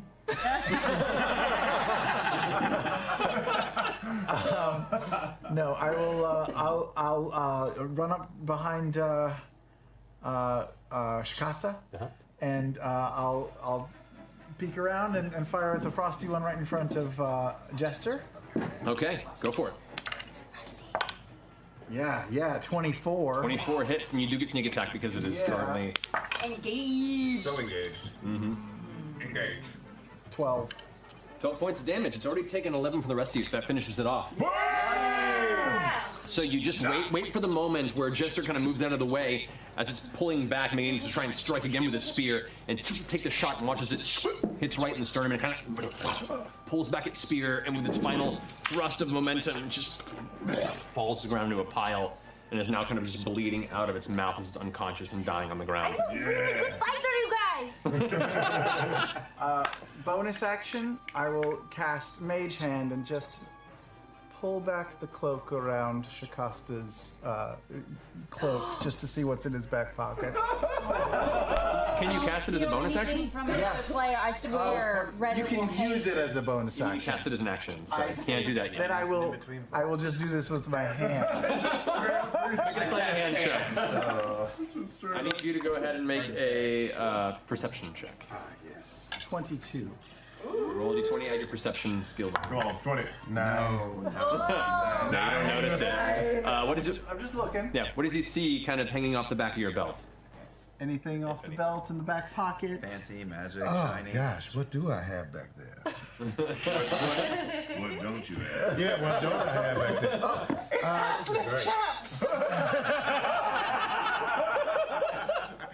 He sees a pouch that's relatively full, I would say.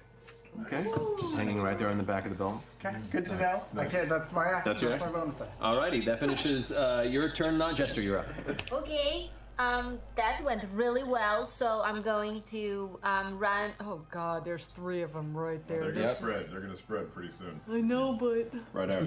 What am I gonna do? what am I gonna do? Okay, I'm going to run into. Oh no.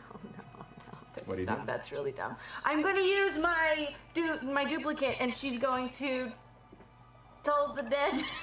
To which one? To the orange one. Come on, Toll the Dead. Toll the dead. One time. Alrighty. It's a wisdom saving throw. Toll House. Roll low. Roll low. It did. Rolled 7. There's a line. That's really loud gong. And he takes 4 damage. 4 points of damage. All right, and that was to which one of these? The orange one. The orange one. Okay. So both of them have been damaged now a little bit. You watch it go, shakes its head for a second, and it's beginning to string another arrow. That finishes your turn. Oh, had he not been damaged yet? He had not been damaged before. I shouldn't have rolled a 12. I should have rolled an 8. Okay, then roll an 8. 6 damage. Weirdly, more damage. Well, there you go. Now he's damaged.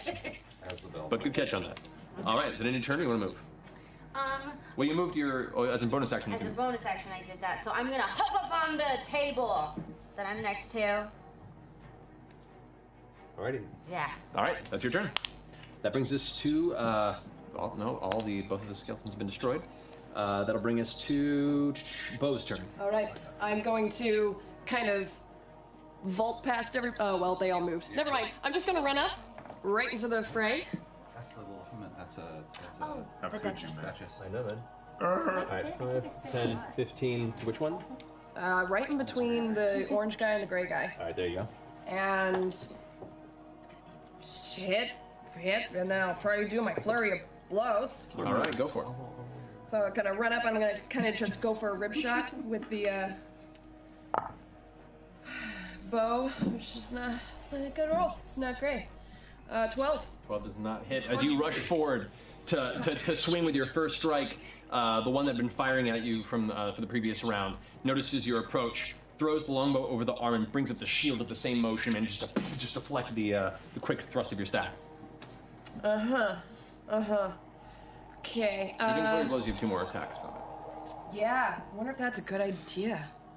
Maybe I should. I'm gonna patient defense this again. Okay. So the. Do I have a bonus attack? And then no. No, you do that instead of your bonus attack. Yep, So you so I hit do once, it gets deflected, and then you spend your bonus action to patient defense. Defense. Okay. That didn't go as well as I thought. That's okay. That's all right.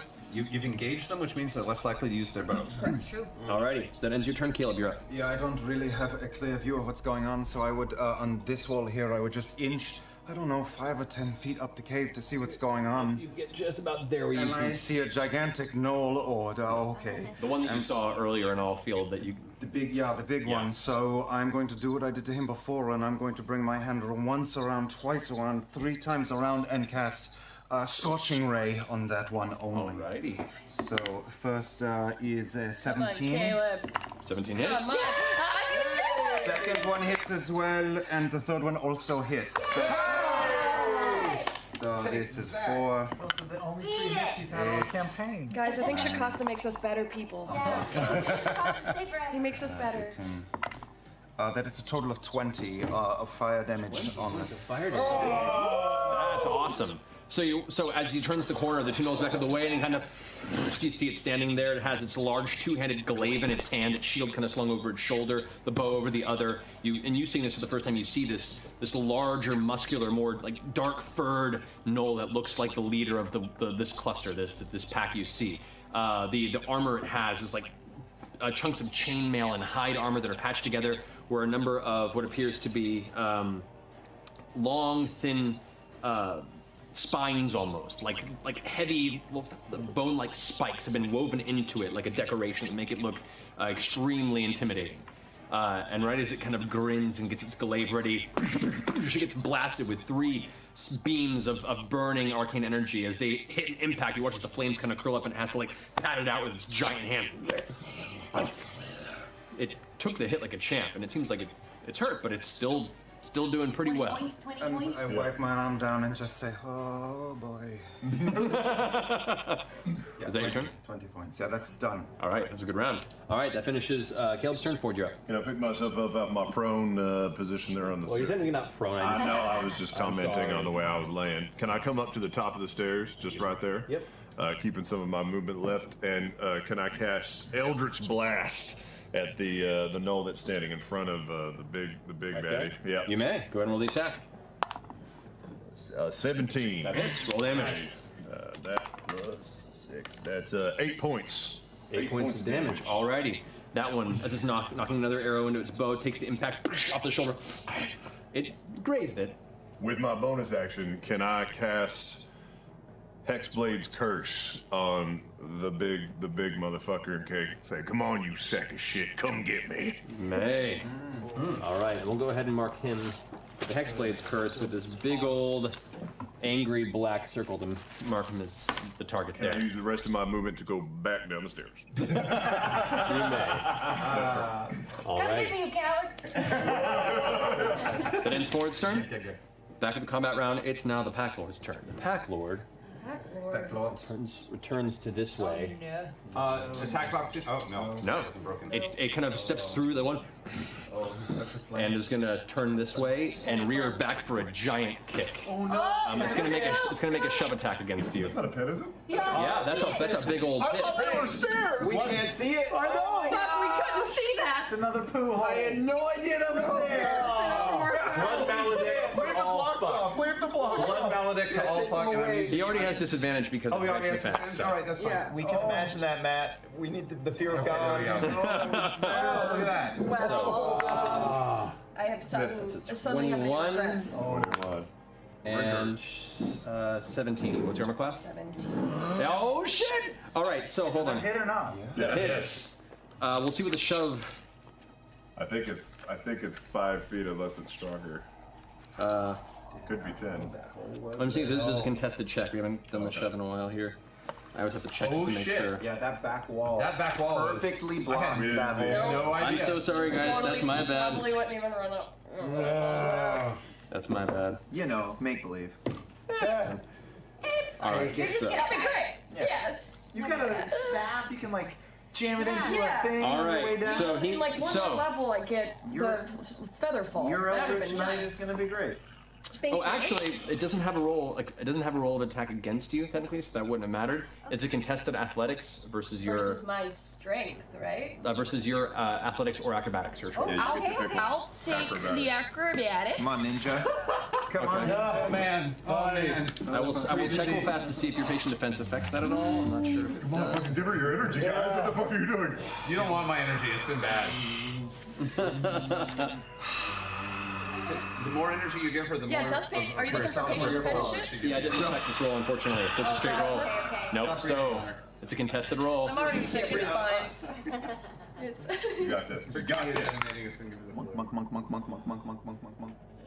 Make your What'd you natural 20. Oh! I'm looking at the stitch right now. That's so You did this. You can make this go away I done it on your head. You can make this go away at any time. So make your acrobatics check. It's not an automatic success. Roll a natural 20. Oh my god, pick the dice that I use. A natural 20? 23 total. There's only a +3 strength bonus, so. This is clearly a case of a husband favoring the wife. I don't want to die. Oh, god damn it! That happened before! It was almost an 18 and it went to a 4. So, he shoves you, not actually with the shield, he pull back and just like Sparta kick you. And right as you turn to try and defend it, whack, hits you right in the sternum, and you get pushed back 5 feet, which puts you right on the edge. I need you to go ahead and make a dexterity check to try and catch yourself. Come on, Make a what? Dexterity saving throw. Saving throw? I'm good at this. I'm good at this. Hold on. Don't. Let me look at the dodge action here. Yeah. What? We're not good at anything. Yeah, because you did have patient dodge going, right? I had patient defense, but It's against attack rolls, but I feel like I just saw something. For dodge action, Learning new things. and you make dexterity saving throws with advantage. Actually, so you do. So roll with advantage. But it's a high DC. You have to beat. I think with this and the impact that it hit you, you have to beat an 18. So go for it. Okay. But you have advantage. You You have advantage, and you have a good bonus. So I have to roll at least a 12. And you've already fallen off one cliff. You're not going to do it again. That's 10, 11. Oh god, oh god. Please be better. Please be better. That's 211. You watch his bow slips, can't get a grip, and then falls and tumbles into the pit below. Line of justice. The pit is 60 feet. All right, you take. There's a break on that. Can you grab it? There's a grade. That's what she was trying to grab as you fell back. That was a dexterity saving throw because it was a grade. Okay, what? So you suffer 11 points of bludgeoning damage, which is not bad. You fell 40 feet and landed on your back onto hard rocks and stones. Worse, although you were But now you are kind of our tank. Yeah, and you broke your ankle. It's not the enemy, so I'm going to guess. I'm real good. Okay. All right. 11 points? Did the aid I give help at all with that? Yeah. I mean, there was, Okay. Oh, right. Hell yeah. She's still alive. As I had, hang on. So you have 5 more hit points than you had before the battle started. Makes a huge difference. Yeah, half the fall vanished.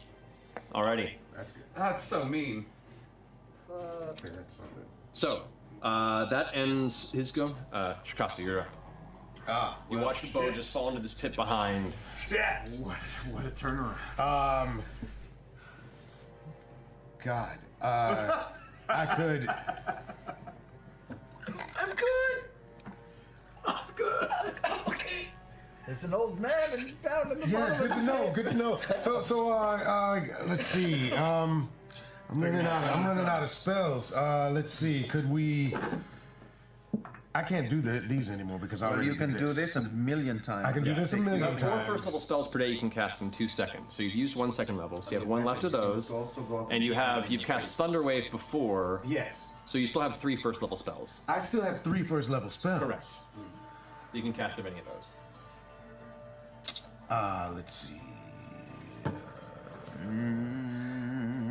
Would it be best to could I command the big guy? You can try. You can certainly try. Certainly try. Absolutely, you could try. Absolutely. What do you want to command him to do? Or one of the smaller ones if you want a higher rate of success. Maybe. Let's see. Maybe get a little bit closer. Right. Maybe get a little bit closer in order to. Not all the way, but No. I mean, I can see him just fine. Yeah, you can see the big guy. 60 feet of range on that. So. Yeah. How close am I to him? He's within range. Yeah, He's I about don't see 30 feet from you. That's about 30. Let's see. And if I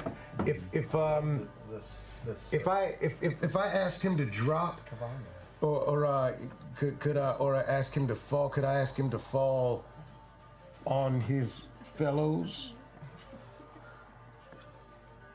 You can't ask him to fall. I mean, you can't ask him to fall on somebody else's weapon. You can ask him to drop prone if you want Yeah, to. you could say like lie down or drop your weapons, or it's a single word. So drop all everything in his hand. So you Right. could say lay, Turn, jump. Yeah. Yeah. Let's see. You could say dance, and he would just start dancing. The target doesn't move and takes no action. You know what? But drop. that's- Keep going. That's pretty good. I say halt. I say we tell the big guy to halt. Not to mention, you know what? Halt is good because he's actually standing in front of his dudes as well. That'll make it harder for them. to Alrighty. move. So what do you say as after it finishes kicking Bo into the pit and turns? Halt is what I'll say. Halt. Okay. It looks back towards you. See, the spell DC is 13 for you. That is a 2. It does not succeed. So you watch as it just puts its weapons down for a second and just looks right at you, eyes wide, kind of confused as it turns its head. He keeps his weapons in his hand though. Yeah. It's just yeah, takes no yeah. action for its next It turn. doesn't do Okay, anything. that's cool. It was, let's see, One round. Yeah, Okay. yeah. It was, Okay, all right. that's good. Yeah, Do you one want to move at all? round. That's great. Do you want to move? You stay where you are. Let's see. I actually feel pretty good about where I am. Alrighty. Yeah, yeah. So it's now the I can Knoll's still turn. see everything, right? Yeah. Yeah. These guys are going to go ahead and back up a little bit, and they're both going to take shots. One at Molly and one at Jester. You don't have. No. At Molly, that is a 16. What's your number? Determines how the Hits. target behaves. You take 4 points of piercing damage, and then attacking against you, Jester. It's a natural 20. I'm sorry. Could they tell it was my illusion right there? They noticed earlier, unfortunately. That's okay. It's not too bad. That's 8 points of piercing damage. Oh! I'm going to just take it. Okay. All right. So that ends their turn. Molly, you're up first. I'm going to rush around to the left of the big guy. All right. His left. I'm sorry, like right over here. Right in there. I'm going to take 2 shots and see what happens. Go for it. Do I have advantage or anything because he's not moving, or? No, he just doesn't make action on his turn. Can he not react either? He can react, but he doesn't. Yeah. Okay. He can't take any actions or move on his turn. All right. That hits. That's 23. That hits. Roll damage. I'll just roll damage on that. And he doesn't get the bonus, does he? I don't get no. special Not against special powers against him. Oh, that's nice. 6, 7, 8, 9, 10, 11, 12, 13 points of damage. 13 points of damage in that first strike. Yep. All right, as you carve through the front. It's still like eyes locked on. It's eyes on Chakaste, just not looking away as you strike. Shot number 2 is 21 to hit. That hits. Roll damage again for that one. And that's 7 points of damage. 7 points of damage. All right. And I'm going to try and see what happens if I disengage. All right. So as you back away, I'm going to back away towards me. That way. It kind of sees you walk away and makes a strike towards you. Does he try and make a strike? He does. I was just curious. That is a. I was actually going to. I was gonna hit him if he's gonna try and hit me. I'm gonna hit him right back with a blood maledict. Okay. All right. That'll give him disadvantage. And I'm gonna use the full blood maledict, so I'm gonna take a little damage. Alrighty. Shit. Yep. So that's I take my 3 points of damage. I start bleeding again from the neck. As its eyes go black and you watch it begin to just bleed from the corners of its eyes. Yes. The second roll for that attack was a 3 plus 5. So yeah, it misses you. It's an 8. And I'm gonna back up a little further just to get. Yeah. Like over here? Yeah. Okay. All right. Ending Molly's turn. Not you're up. Oh boy. Right up here, if that's okay. Oh, yeah. One's in sneaky range. I'm gonna sort of just caress the little pouch a little bit, looking up to Caleb to see if he's looking at me at all. I'm not, by the way. Yes. Trying to make good choices.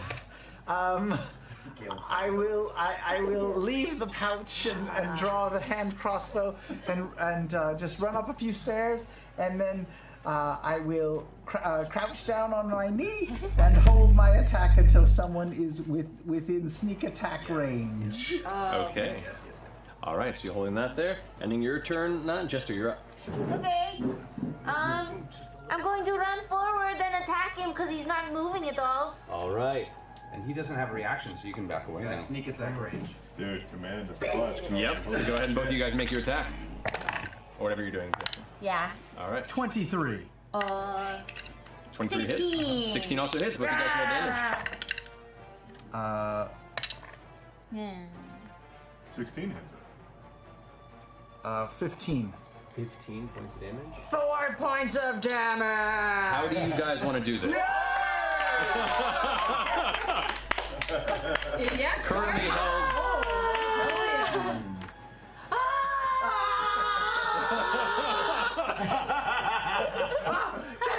We've solved the mystery!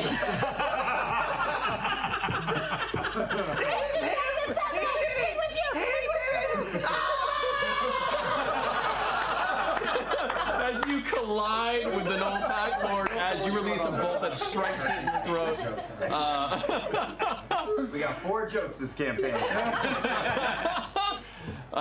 You watch as the bolt just kind of sinks through one of the eyes as the sickle hits the other. And it tries to make one final thrust before the halt magic prevents it from doing so, and it kind of 80s horror movie. and falls to the ground. Dude, thank you for that. Because of that, I regain hit points equal to my warlock level plus my charisma modifier. Oh, because you're hexing. What happened? Really appreciate that.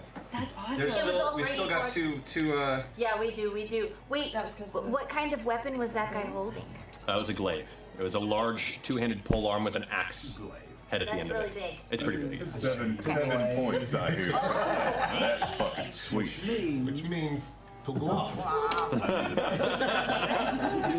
To blame. Alrighty, that ends Jester's turn. That brings us to Bo. So you're like, you get up from prone, so it's half your movement. That's half of my damn movement. Yep. All right. Can I do some cool monk shit and kind of do like a dun, dun, dun, dun, dun, dun, to like get out? It is a small enough space. I'll let you make an athletics check, or acrobatics check instead of Is athletics. it like small enough to where I can do the like wedge It is not myself? small enough for that, unfortunately. It's Okay. about a 10-foot gap, but you can leap from side to side, or you can climb with athletics. It's your choice. Let me try to. Is leap from side to side also athletics? Yeah, that one. Let's do that one. It's monkish. Go for it. Monkish. Okay. 19. All right, so you leap. You get about 20 feet up your movement before you have to Sorry. grab onto the wall to stop yourself. 18. Sorry. That's fine. Keep It's still going. enough. And if Okay. you wanted to use the action to dash, you could make it the rest of the way out. Yes. All right, so you just pole vaulting off, kind of parkouring up the wall until eventually you leap and get back up to the top. Hey! Let's go. Did you guys know there was a hole? I did not know that. We did. Did not know that. And then, so now I climbed out of the hole to two knolls. Yeah. Hold a knoll. Yep. Cool. That's your turn? Yeah. Alrighty. That's all Ending I got, Bo's right? turn. Caleb, you're up. So Caleb was just going into his bag to pull out a rope. She does not need the rope. Okay. So instead, I pull out the diamond and I start spinning it around, and it turns to thunder, and I send that flying into the tannish colored chromatic orb to that one. Yeah. All right, go with the attack. So feel the thunder. That hits. That is a 20 to hit. 20 hits. Roll damage. Yeah, and this is thunder damage. It's a total of just 8. You know, just 8 points. Of damage. 8 points of damage. Yeah. It impacts and it wounds. It looks like it's really hurt. Now it's like it's getting ready to run. It looks like it's in the process of deciding to flee. Okay, this looks good. I'm going to back down the stairs and stand by Shakasta, I think. Diplomatic immunity. Alright, Caleb's turn. Ford, you're up. Can I use my full movement to come back up the stairs as far as I can? 30 feet. There you go. Eldritch Blast into the darker knoll. Go for it. Roll the attack. Plus 6, that is 21. That hits. Roll damage. Alright. That is 4, 13, 14, 15. 15 points of Eldritch Blast As damage. that one's seeing that the one about to flee, it tries to turn to meet Gate right before the Eldritch Blast slams it in the back, and you watch it core through its abdomen, leaving this kind of burning hole in the center of it. It falls to the ground and collapses dead. Its friend is now looking scared and ready to bolt. That ends Ford's turn. Pack Lord's gone. Shikasta, you're up. There's this one who's very wounded and about to flee. Yes, I will run a few steps up and hit it with a sacred flame. Alrighty. That is it's a natural 4. It does not succeed, so roll damage on that one. D8 radiant damage. The diamond. The diamond. The diamond. There we go. It took everything. Oh, good. Nice. I climbed up the knolls. Zexy. 6. 6 points of damage. That's oh man, almost. All right, so as it bursts into flame, it's like you see now that its body is now singed by the radiant energy that's burned around its torso. It's breathing heavy and limping, and it's going to go ahead and... Is that the end of your turn? Is that the end of my turn? That's a great question. That's your movement, your action. See, So I moved and I action. Can So I I think you're bonus good. action? Is there some? if you have anything that can use a bonus action. There is a bonus. I know that there's something here that has You a have a bonus spell that does it, but I don't think it's going to be helpful. Spiritual weapon. Yeah, hold off on save that. that. Okay, so it ends your turn. It's going to turn him bolt. It was right up against you, so you do get an attack opportunity on it.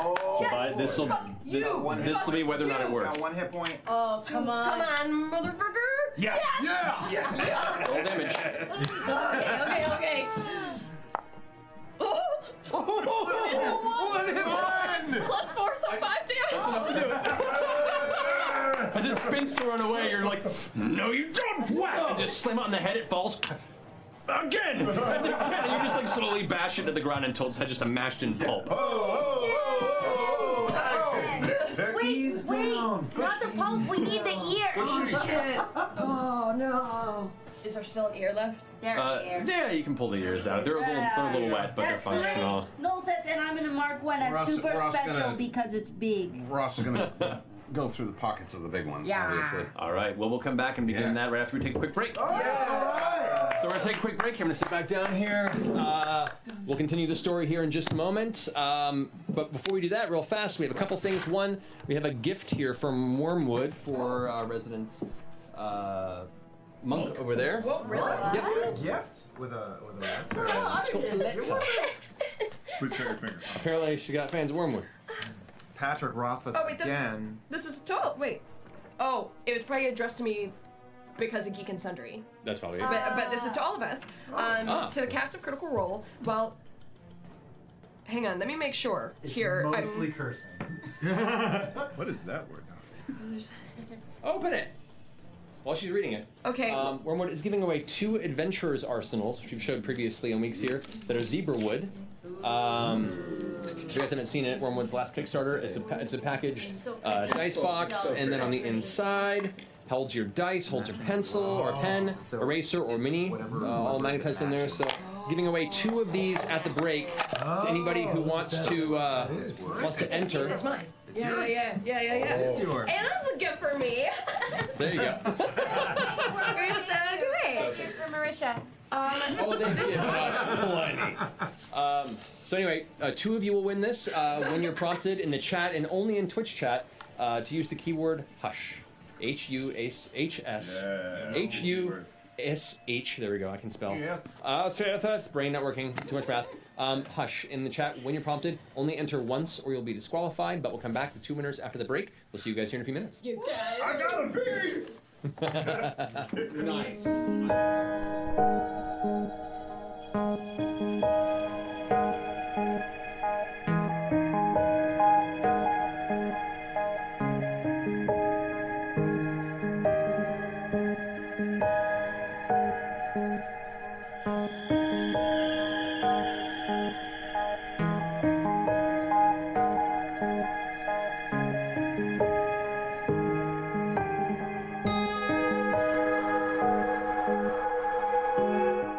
Hey, Key. Hey, Marsha. Question. Yeah. What you working on here? I think I finally figured it out. Oh, is this dry erase? No!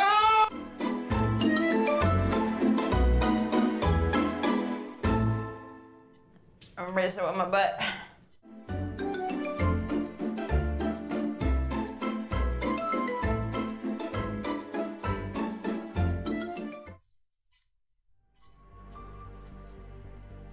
Two roads diverged in the yellow wood.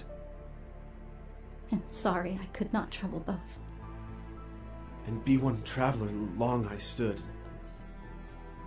And looked down one as far as I could, to where it bent in the undergrowth.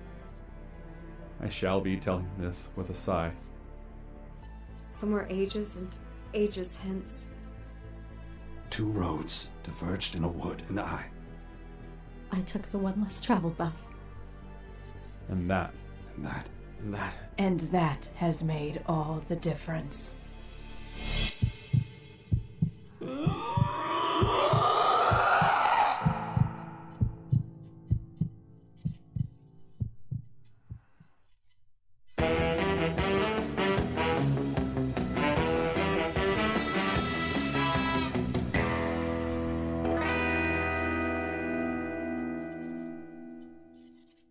pitch a sidekick for a superhero that does not have one. Oh. And before we start the timer, Geez. before we talk about this, I want you to God. take a second and think. First of all, think of a sidekick that does not have a hero who that doesn't have a sidekick. And Wait, does Wong count as a sidekick? Yes. God. No going down that route. Because I don't know if he counts as a sidekick. I mean, he kind of does. Didn't He's you a start the sidekick. timer on us? All right, and go. You're first. Wait, why am I first? You're working counter. Do it. Do the thing. It's hard to be first, isn't it? No, it sucks to be first. I don't know. I'm gonna pick one. I never start. All right, go for All it. right. She-Hulk. I don't know if she's ever properly had a sidekick. I don't think she has. And the truth is, she doesn't 100% need one. But you have a cool opportunity. She's had some great supporting cast character members, but like Hellcat as a research assistant and superhero friend is one thing. What you want is somebody who She-Hulk has to basically protect, because She-Hulk can romp through things and be basically invincible. But also lawyers have a ton of legwork. So somebody who's basically her legal intern / more fragile because everyone in the universe is more fragile than She-Hulk side thing that she has to sort of mentor. I think that would be a really interesting, it would bring out an interesting side of her character. She hasn't gotten to be a leader yet or to try to raise a new generation. She's Hulk's cousin. To see her sort of be I'm responsible for you in the way that theoretically other people have touched and changed her life, because you can't become a lawyer and a superhero without having figures who've meant that to you. That's what I would put. That's what I would have. All right. I got one if you want another minute. I think I might have one. Go. Okay. I think, since we just reached, I haven't read it yet, the new Mr. Miracle book is right now. I'm excited for it. I want a Kid Miracle. I want Kid Miracle, Mr. Miracle having a sidekick. I like the idea, especially if you go with the classic Mr. Miracle where he's an escape artist. I like the idea of him having a magician's assistant, and you could actually have a girl Kid Miracle or Lady Miracle. Lady Miracle. I like Kid Miracle for some reason. Sister Miracle. That sounds religious.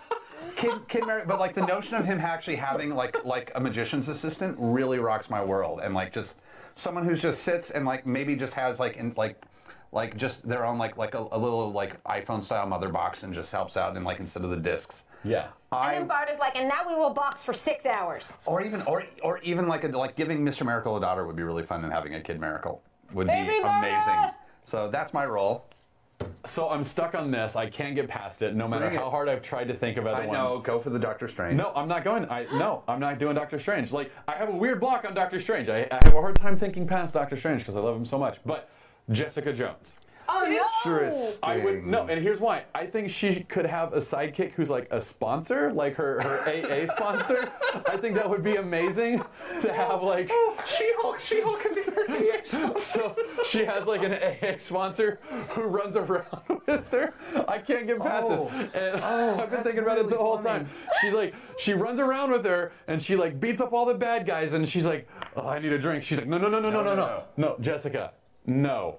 No. And Jessica just strongly considers leaving her for dead, at 6 different points in every story. Every single, she'll punch a couple guys, and she's oh, I need a drink. Jessica, no. And she's you're next. Jessica, no. I'm your sponsor. You're 100 days sober. You're getting a coin.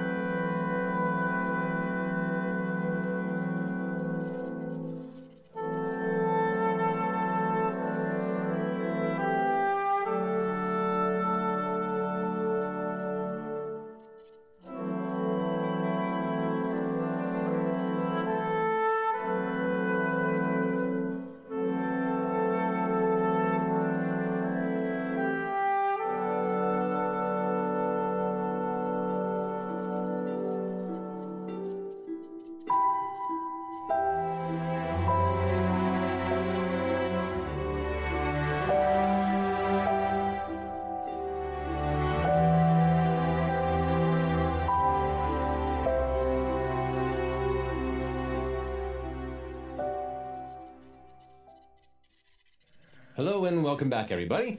So, before we jump in here, we have our 2 winners in the chat of the Wormwood giveaway. They are Grungswald, Grugswald, and One Girl X10. Nice. Congratulations to you guys, Grungswald and One Girl X10. Denobo will contact you and get your information and get those sent to you in the chat. Congratulations, and we'll have more of these in future episodes. They are awesome. Dope. They're pretty rad. They came fully stacked. Look at that. Look how jealous Laura is. Look at that. It fuels me. I love it. Be careful. I'm here more than you these days. Yep. You better hide that thing. All right. Okay. So. Other people's All those dice that you could check before the game. So many D6s. You could roll them. Bringing it back in, guys. We're all real good friends. I know. No, congratulations, Marisha. Thank you. So happy for you. All right. So, you guys, finishing this fray, you gather the knoll ears, as well as Rummage through that. make an investigation check. The 2 of you who are investigating the bodies. I'll give advantage. Okay. Okay, that's Advantage. I did. We're doing that. Yeah, that's not good. What? That's, Did you that's see that? cocked. Well, That is that's not cocked. cocked. God damn it. I rolled a 1 and a 2. Oh. So yeah. Okay. So a 3 for investigation. Okay. Well, there's the glaive. It's kind of hard to miss that. It's pretty well made. It's sturdy. It has some of the spines that are part of the armor as well, affixed to it along the top. I'm going to take it. Okay. How heavy is it? Can I Yeah, take it? it's like. Look at how much a glaive weighs, according to the book. The glaive, it's about 6 pounds. Okay. It's not too bad. Glaive weighs approximately. Well, this one's probably closer to 10. It's pretty top heavy. Like it's designed for a knoll, or at least designed for something big that wants to hurt something badly. You do manage to rummage through a collection of shinies in the pack leader's pockets, and manage to find roughly 13 gold pieces, 3 silver, and no copper. It wants things that are shiny. Copper aren't as shiny to it. Who wants this gold? Anybody? I'll never say no to gold. I could use it. Yeah. Sure. Here's 3 gold for you. You are the best Here thing. is 3 gold for you. Thank you for the 3. How much was in there? There's 7 gold left. Here's 3 gold for you. Where does Shikasta? Shikasta. Where does Shikasta put the gold? Where does Shikasta put the gold? I put it in my. You can do it discreetly if you want to. Well, I put it in. I mean, I suppose a blind man does put his gold in his back pocket pretty discreetly. Actually, he doesn't have to look at it. Yeah. Make a stealth check or a sleight of hand check. Sleight of hand check. 3 gold for you. Thank you. I've got 1 gold left. Yeah, I'll It's take a it. 9. Plus, what's your sleight of hand skill? Sleight of hand is +5. Plus a 14. 14. Make a perception check. I'll remember that. I didn't get 7. Yes, you have no idea. He receives the gold, and the hand disappears beneath the cloak, which is now covering most of his torso, and you have no idea where it got put. How much silver did you say that was? 2 silver. Do I notice her looking at me? I mean, does Anastasia notice her looking at me? I mean, no more than anybody looks at anybody. All right. The little goblin girl isn't leering at you. I mean, has been leering at you since you arrived, but nothing in a way that But catches your nothing out of attention. the ordinary. Very good, very good. Nice to know. Make an insight check, actually. Roll a d20 and add your insight skill. Insight. 9. 9 plus insight is +3, so. So 12. I'd say no more than usual. Right. She's got awfully big eyes. As you guys get closer to the exit where this kind of broken hinged archway was, this double door archway, about 8 to 10 feet wide, a new smell's rushing to your nose. Whereas previously had been just kind of decaying earth and dust, there's now this kind of like a musky smell that resembles faint mixture of urine and citrus. It's hard to place, but it's new and it's different than the rest of the mines you've been through. Just a step up for me. We got all the ears. We got all the ears. Should we search for more survivors and then burn it to the ground? The mine? Yeah. Burn the mine to the I'm not ground. sure you can burn mine. Under the ground? Well, we can explode it. I appreciate your excitability. Why don't I let the bird do the talking? Hmm? Search, you mean search for people? That's what I meant, baby. Thank you. You watch as the Duchess makes her way further down the tunnel. As the Duchess flies away, I just kind of push on Shakasta's body a little bit and see if I get any reaction. You feel this tiny goblin hand kind of just push on you. There does not seem to be a reaction. I'm going to pick the pocket of Shakasta. Because you're focused currently through the vision of your... You do not sense... I do not sense a thing? You do not, because currently all of your senses are through your familiar. So unfortunately, no. That's totally that's fine by me. Do any of us notice this? I will use sleight of hand to conceal this. You will have from the to, group. yes. So make a sleight of hand check. Okay. Yeah, okay, that's not great. Our guests are like farm animals that we mine for loot.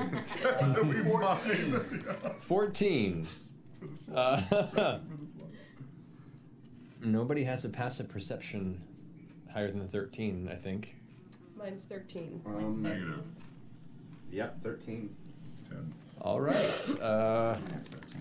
Horrible bastard. Go ahead and mark 9. Go ahead and mark 9 gold pieces off of your total, and you take 9 gold. Well, I'm going for that pouch. Is Wait, that it? oh, I don't the even know whole what that pouch? is. You're going for the whole. Wait. I wouldn't feel the entire pouch being pulled off of my. You don't, unfortunately, because your senses. I thought you. Well, no. It's sight and hearing, isn't it? Yeah. Sight Yeah, and 'cause we've hearing. been Is it doing fine this. for That's right. You if can it's fine no. familiar, I take it sight back. and hearing.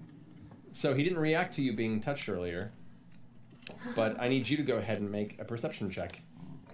Oh man, please. No, it's pretty good. 13. Plus, what's your perception skill? Plus insight or 16 perception. total. 16, 13. 16. You feel this after the initial pat, which you were focused, didn't bother much. You feel your belt tug a bit, and you feel suddenly the back of your armor begin to get a little lighter as your pouch noticeably is being removed from your person. He doesn't know by whom. No, Just knows that it's happening. it's happening. And What he do you? can't react. I mean, he can if he chooses to. Oh, What do you want? God. Drop sight through You his definitely burden. also have Shakasta, do you want to do height anything? That's very identifiable. It's a very recognizable level that you're on. No, I don't want to do anything. Okay. All right, you undo the pouch, and you now have it in your possession. As you're focusing through the Duchess's vision, beyond the broken doorway, the tunnel grows rougher, as you sense the deeper shafts of the mine are coming to an end fairly soon. The scent that the Duchess is picking up is stronger as you approach, that weird kind of musky smell. After about 100 feet of it snaking a little bit forward, through about 10, 15-foot wide tunnels, suddenly the tunnel opens into a large rocky alcove formation, stalactites from the ceiling, then what looks like some elements of broken digging equipment around the corners of this chamber. The uneven ceilings stand about 15 to 20 feet tall within, in places, and are scarred with what looks like pick marks from various attempts to meet the end of this mine, which apparently were not enough to keep the mine in business. A rough slope descends from the immediate entrance to this tunnel, and then hits the wall before it, rises a few feet past that to a smaller platform that meets the opposite side of the wall, about 70 or 80 feet to the other side. So the chamber is about 80 foot from where you enter to the opposite end. Near the base of the raised rock, you see 2 humanoid figures sitting against each other, bound tightly in ropes. And above the platform on the top, you see a figure you haven't seen yet. Human-like, but seems to have large chunks of gnoll flesh strapped to their body. Like they used a disembodied gnoll arm as a glove. A gnoll head with the jaw